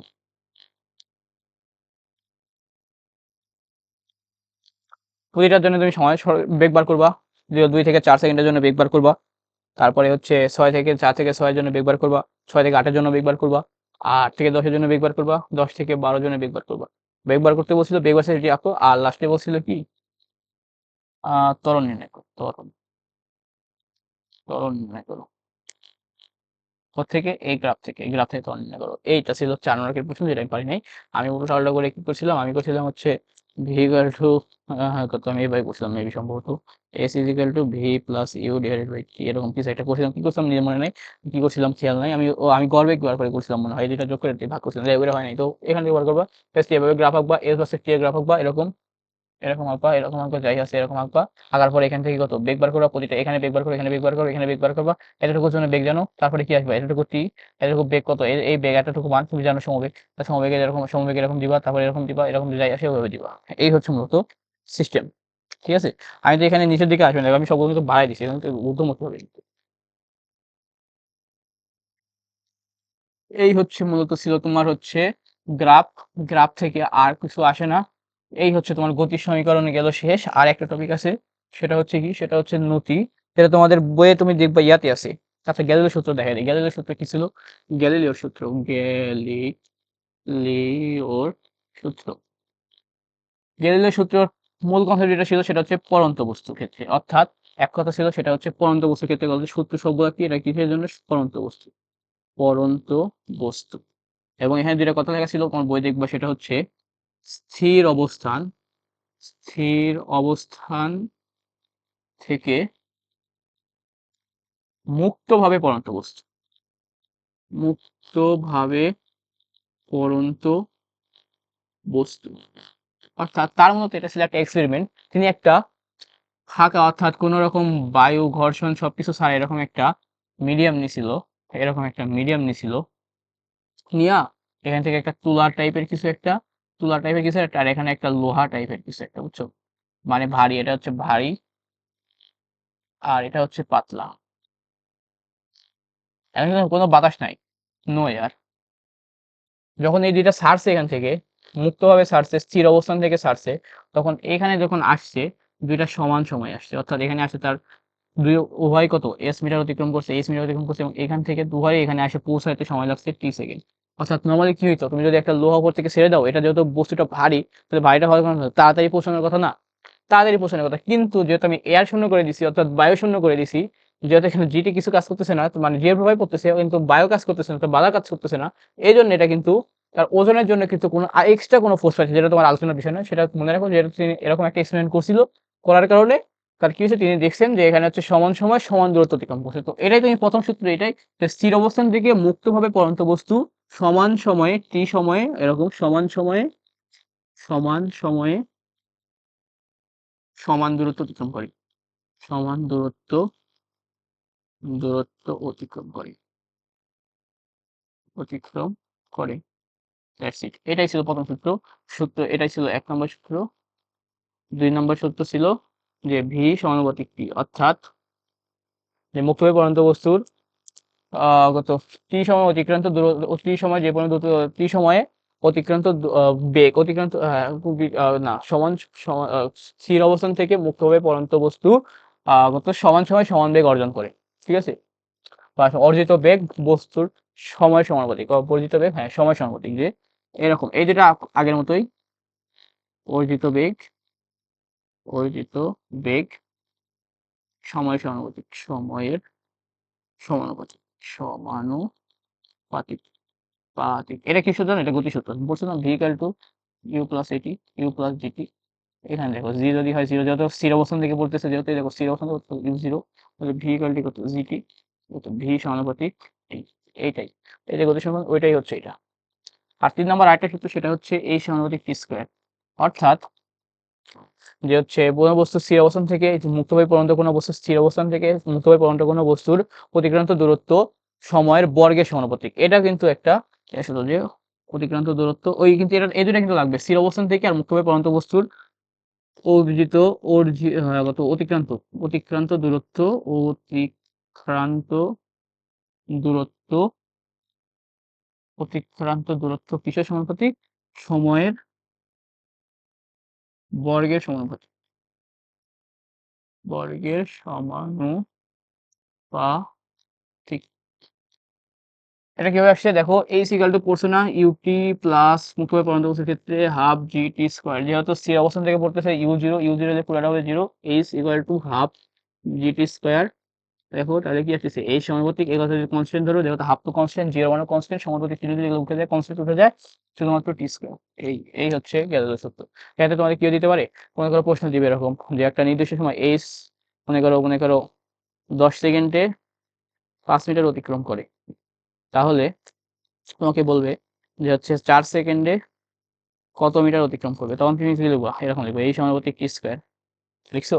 এই সমানুপাতিক টি স্কোয়ার লিখবো, তাহলে কি লিখবো, h two by h one equal to t two by t one, তারপরে কত স্কোয়ার, যেটা স্কোয়ার দেখো এই সমানুপাতিক টি স্কোয়ার, তাহলে কত, আচ্ছা আমি একদম ভেঙে দেখাই, ঠিক আছে? যেহেতু এই সমানুপাতিক টি স্কোয়ার তুমি এটা জানো, তাহলে এইচ ইজ ইকুয়াল টু কত, ধরলাম কে টি স্কোয়ার, অতএব এইচ ওয়ান ইকুয়াল টু কত, এটা তো ধ্রুবক, তাহলে কে টি ওয়ান স্কোয়ার। আমি তারপর লিখলাম কত, h two equal to k t two square, লিখছো? এটা হচ্ছে 1 নং, এটা হচ্ছে 2 নং।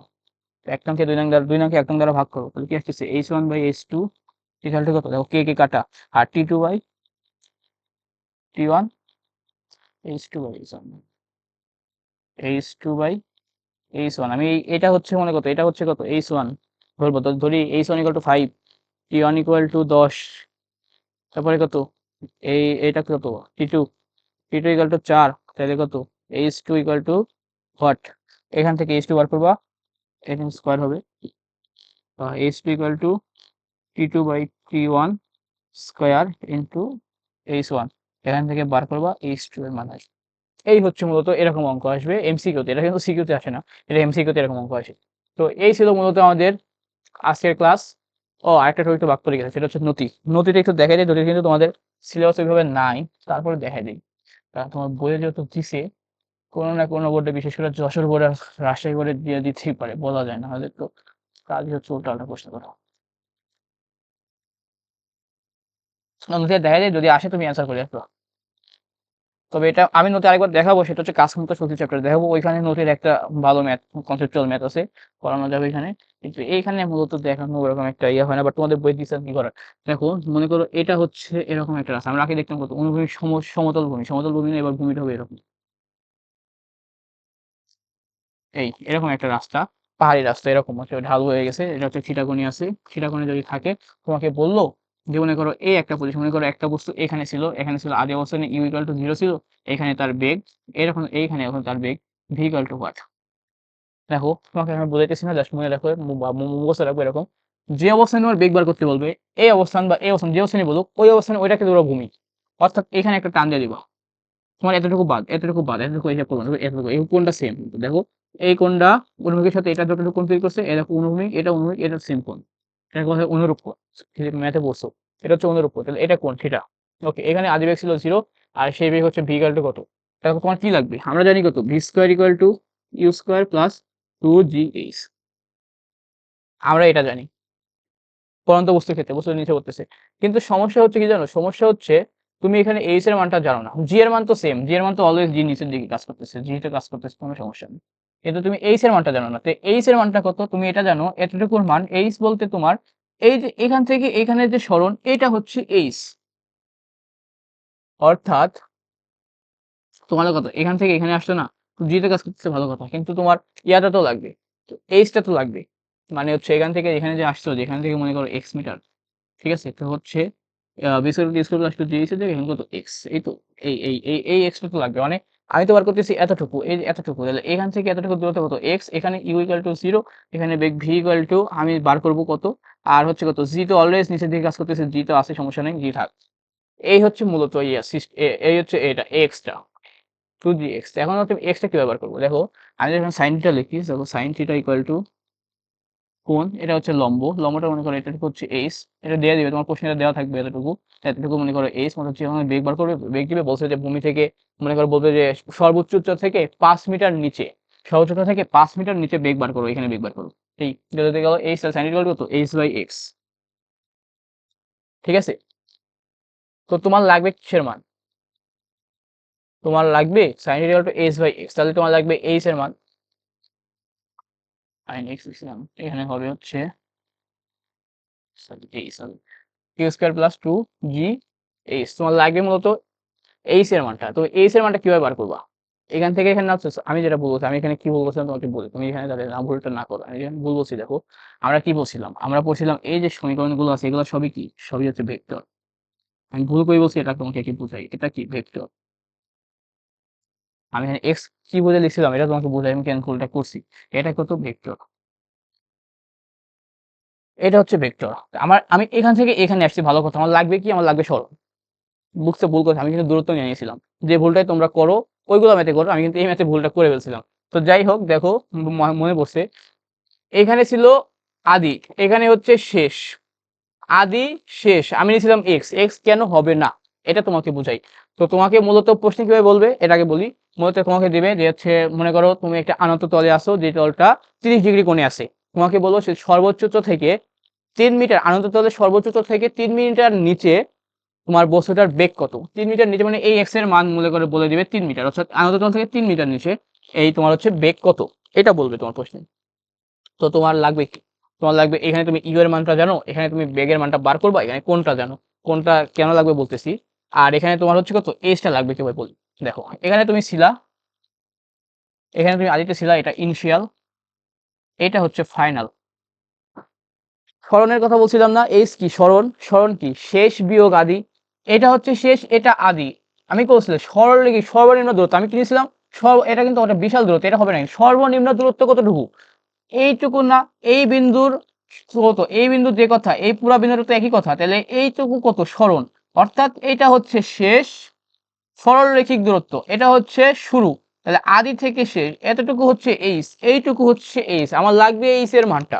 আমি যদি এখানে এইচ এর মানটা বসাইতে পারি, এইচ তোমাকে দিবে না, এইচ এর মানটা তোমাকে বার করে নিতে হবে। যদি এইচ এর মানটা বসাতে পারি, সরি, যদি আমি এইচ এর মানটা বার করতে পারি তাহলে কিন্তু আমি এখানে ম্যাথ করে ফেলতে পারবো। আমার সরণটা লাগবে, তাহলে সরণটা কিভাবে বার করবো, দেখো sin θ = h/x, তাহলে h এর মানটা যদি তুমি বার করো, তুমি x এর মানটা জানো, x এর মান তোমাকে বলবে যে সর্বোচ্চতা থেকে 3 মিটার নিচে তোমার হচ্ছে কত বেগ কত। তো h এর মানটা কিভাবে বার করবো, h = দেখো x sin θ, থিটার মান তো জানো, x এর মান জানো 3, তুমি এখানে বসাই দিবা b² = u তো 0, 2g h এর জায়গায় x sin θ। এই তোমার অঙ্ক শেষ, এই ছিল তোমার অঙ্ক, এতটুকুই, জাস্ট এতটুকুই, আর কিছু করা লাগবে না। এই হচ্ছে তোমার অঙ্ক। এখান থেকে তুমি ভি বার করবা, ভি = √2gx sin θ। ওকে, ঠিক আছে, এই হচ্ছে মূলত অঙ্ক ছিল। এখন তোমাকে এই হচ্ছে মূলত তোমার হচ্ছে কি আনত তলের অঙ্ক, এটাই তোমাদের বইয়ে ছিল। তোমাদের বই এখানে এরকম কিছু সূত্র যদি তোমাকে কোনো বাই এনি চান্স যদি দেয়, তাহলে তো এরকম ভাবে করে ফেলবা, হয়ে যাবে। আর বুঝতে পারছো আমি কি ভুল করছিলাম এখানে, আমি কিন্তু এক্স নিয়েছিলাম, এক্স নেওয়া যাবে না, এক্স নিতে হবে, কারণ আমার স্মরণ লাগবে। আমি কিন্তু দূরত্ব নিয়েছিলাম, দূরত্ব হবে না। তাহলে আদি থেকে শেষ, এই দেখো এই বিন্দু মানে এই বিন্দু, স্মরণের ক্ষেত্রে কি আদি বিন্দু আর শেষ বিন্দুর মধ্যবর্তী দূরত্ব, এই সর্বনিম্ন দূরত্ব, এই সর্বনিম্ন দূরত্বটাই হচ্ছে এইচ। তো এইটাই তোমার মাথায় রাখতে হবে, এইখানেই হচ্ছে খেলা। এইখানেই তোমার হচ্ছে এই যে এক্স সাইন থিটা, এই যেখান থেকে সাইন থিটা দেখো তো কোন সাইন থিটা, তাহলে সাইন থিটা নিলে কি হবে, সাইন থিটা কত অতিভুজ, এটা হচ্ছে সরি লম্ব বাই অতিভুজ, এটা হচ্ছে লম্ব, এই কোণের বিপরীত কত, এটা 90 ডিগ্রি, 90 ডিগ্রি বিপরীতটা কত অতিভুজ, তাহলে লম্ব বাই অতিভুজ। ঠিক আছে, এইভাবে হিসাব করবা। এই অঙ্ক তোমার শেষ, এই হয়ে গেল। আর তোমাকে কিছু শর্টকাট দিব, শর্টকাট তোমার এমসিকিউর জন্য খুব ইম্পর্টেন্ট। সিকিউতে বাই চান্স যদি তুমি হচ্ছে না পারো, সেক্ষেত্রে এটা কিন্তু শর্টকাটগুলো ইউজ করবা। শর্টকাটগুলো কি, শর্টকাটগুলো দেখাই, গতির শর্টকাট, সেটা হচ্ছে শর্টকাট, শর্টকাট 1 সর্বোচ্চ উচ্চতা, সর্বোচ্চ উচ্চতা, উচ্চতা h = u²/2g, এটা হচ্ছে সর্বোচ্চ উচ্চতা গতির সূত্র। 2 নম্বর হচ্ছে কত একটা কত বিচরণকাল, হ্যাঁ বিচরণকাল, বিচরণ, বিচরণ মানে কি, বিচরণ, বিচরণকাল, বিচরণকাল t = 2u/g, এটা কোথা থেকে আসছে, এটাও কিন্তু ওই ইয়ার সমীকরণ থেকে আসছে, কি বলে এটাকে তোমার ওই যে গতি সমীকরণ থেকে আসছে, এটা তুমি এখান থেকে প্রুভ করতে পারবে, আর এর দরকার নাই প্রুভ করা, মুখস্থ করে, এটা মুখস্থ লাগবে। আর 3 নাম্বার হচ্ছে সর্বোচ্চ উচ্চতায় সময়, সর্বোচ্চ উচ্চতায়, উচ্চতায় উঠতে সময় t = u/g। আর 4 সর্বোচ্চ উচ্চতা থেকে, উচ্চতা থেকে নামতে সময়, নামতে সময় t = এটা u/c।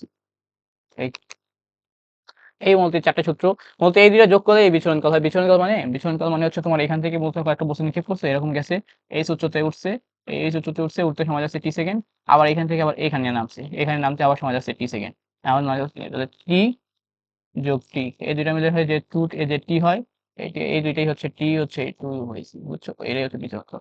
ঠিক আছে, উঠতে এবং নামতে মিলে মোট যে সময়, এটা হচ্ছে বিচরণকাল। এই সর্বোচ্চ উচ্চতা বিচরণকাল এটা।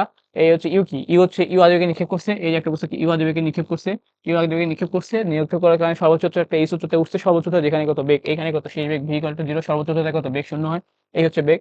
আর বিল্ডিং কত বললামই, এই তো এই 4টে সূত্র। আরেকটা কথা তোমরা অনেকে জিজ্ঞেস করতে পারো, অনেকের মাথায় হয়তো আসছে যে ভাই আমি বারবার একটা বস্তু এইভাবে নিক্ষেপ করতেছি, অর্থাৎ খাড়া উপরের দিকে কেন নিক্ষেপ করতেছি, আমি কেন এটাকে এইভাবে মারতেছি না বা এরকম মারতেছি না। দেখো এরকম না মারার একটা কারণ আছে, সেটা হচ্ছে তোমাদের বইয়ে কিন্তু শুধুমাত্র লম্ব অর্থাৎ উলম্বভাবে যে বেগটা হয় ওইটা নিয়ে আলোচনা করা হয়েছে আছে, বা প্রক্ষিপ্ত অর্থাৎ বাঁকা করে মারলে যে কি হবে বা প্রাস যেটাকে বলে, এটা নিয়ে কিন্তু তোমাদের বইয়ে আলোচনা হয়। বাস্তবে কিন্তু আমরা কিন্তু এরকম মারি না, আমরা মূলত এইভাবে মারি, কি হয় এরকম মারি, এরকম বস্তু এরকম যায়, এরকম এরকম ওঠে, এই যে একটা কোণ করে মারি, এটা কোণ করে মারলে বিভিন্ন বিভিন্ন রকম ইয়ে হয়। তো এটা তোমাদের বইয়ে নাই, তোমাদের লাগবে না, এটা তোমাদের আসেও না। কিন্তু এটা একটা বিষয়, এটাকে বলা হয় প্রাস, এই জিনিসটাকে বলা হয় প্রাস, প্রাস। এটা এইচএসসি তে আছে, তো তোমরা এইচএসসি তে আসো তখন হয়তো পড়াবো তোমাদের, এখন দরকার নেই। তখন এটার দরকার নেই, এটা তোমার লাগবে না। এটা কিন্তু বিভিন্ন রকম কেস আছে, এখানে কোণের একটা পেপার সেপার আসবে, এটা বাদ। তোমাদের মূলত যেটা আছে সেটা হচ্ছে উলম্ব উলম্ব বরাবর মাজা দেওয়া হয়, তাই এই হচ্ছে সিস্টেম, এই হচ্ছে তোমাদের বিষয়। আর এই তো, আর কিছু তো বাকি নাই, ইনশাল্লাহ সবই পড়াইছি, সব টপিক শেষ। এরপরে যদি তোমাদের মনে হয় যে কোনো টপিকের সমস্যা আছে, তাহলে অবশ্যই ব্যাকে মেসেজ দিবা। আর ক্লাসটা ভালো লাগলে একটা লাইক শেয়ার করবা। তো দেখা হবে পরের ক্লাসে। আর পরের ক্লাসে ম্যাথ নিয়ে আসতেছি, প্রায় 15-16টা ম্যাথ আছে এখানে, টাইপ ভিত্তিক ম্যাথ সহ আলোচনা করা হয়েছে। এই টাইপ ভিত্তিক ম্যাথ আলোচনা করবো, এরপরে কিছু অ্যাডভান্স ম্যাথ আছে, সেই ম্যাথগুলো নিয়ে আলোচনা করবো এর পরের ক্লাসে। বাট 26 ব্যাচের জন্য এরপরে শুধু আমরা টাইপ ভিত্তিক যে ম্যাথগুলো আছে এই চ্যাপ্টার থেকে, যেগুলো না করলে তুমি অ্যান্সার করতে পারবা না, ওই সিলেক্টিভ ম্যাথগুলো তোমাকে করতে হবে, এরপরে ক্লাসে এটা আমরা নিয়ে আসবো। তো ধন্যবাদ সবাইকে, আজকে ক্লাস এতটুকুই। তো আসসালামু আলাইকুম।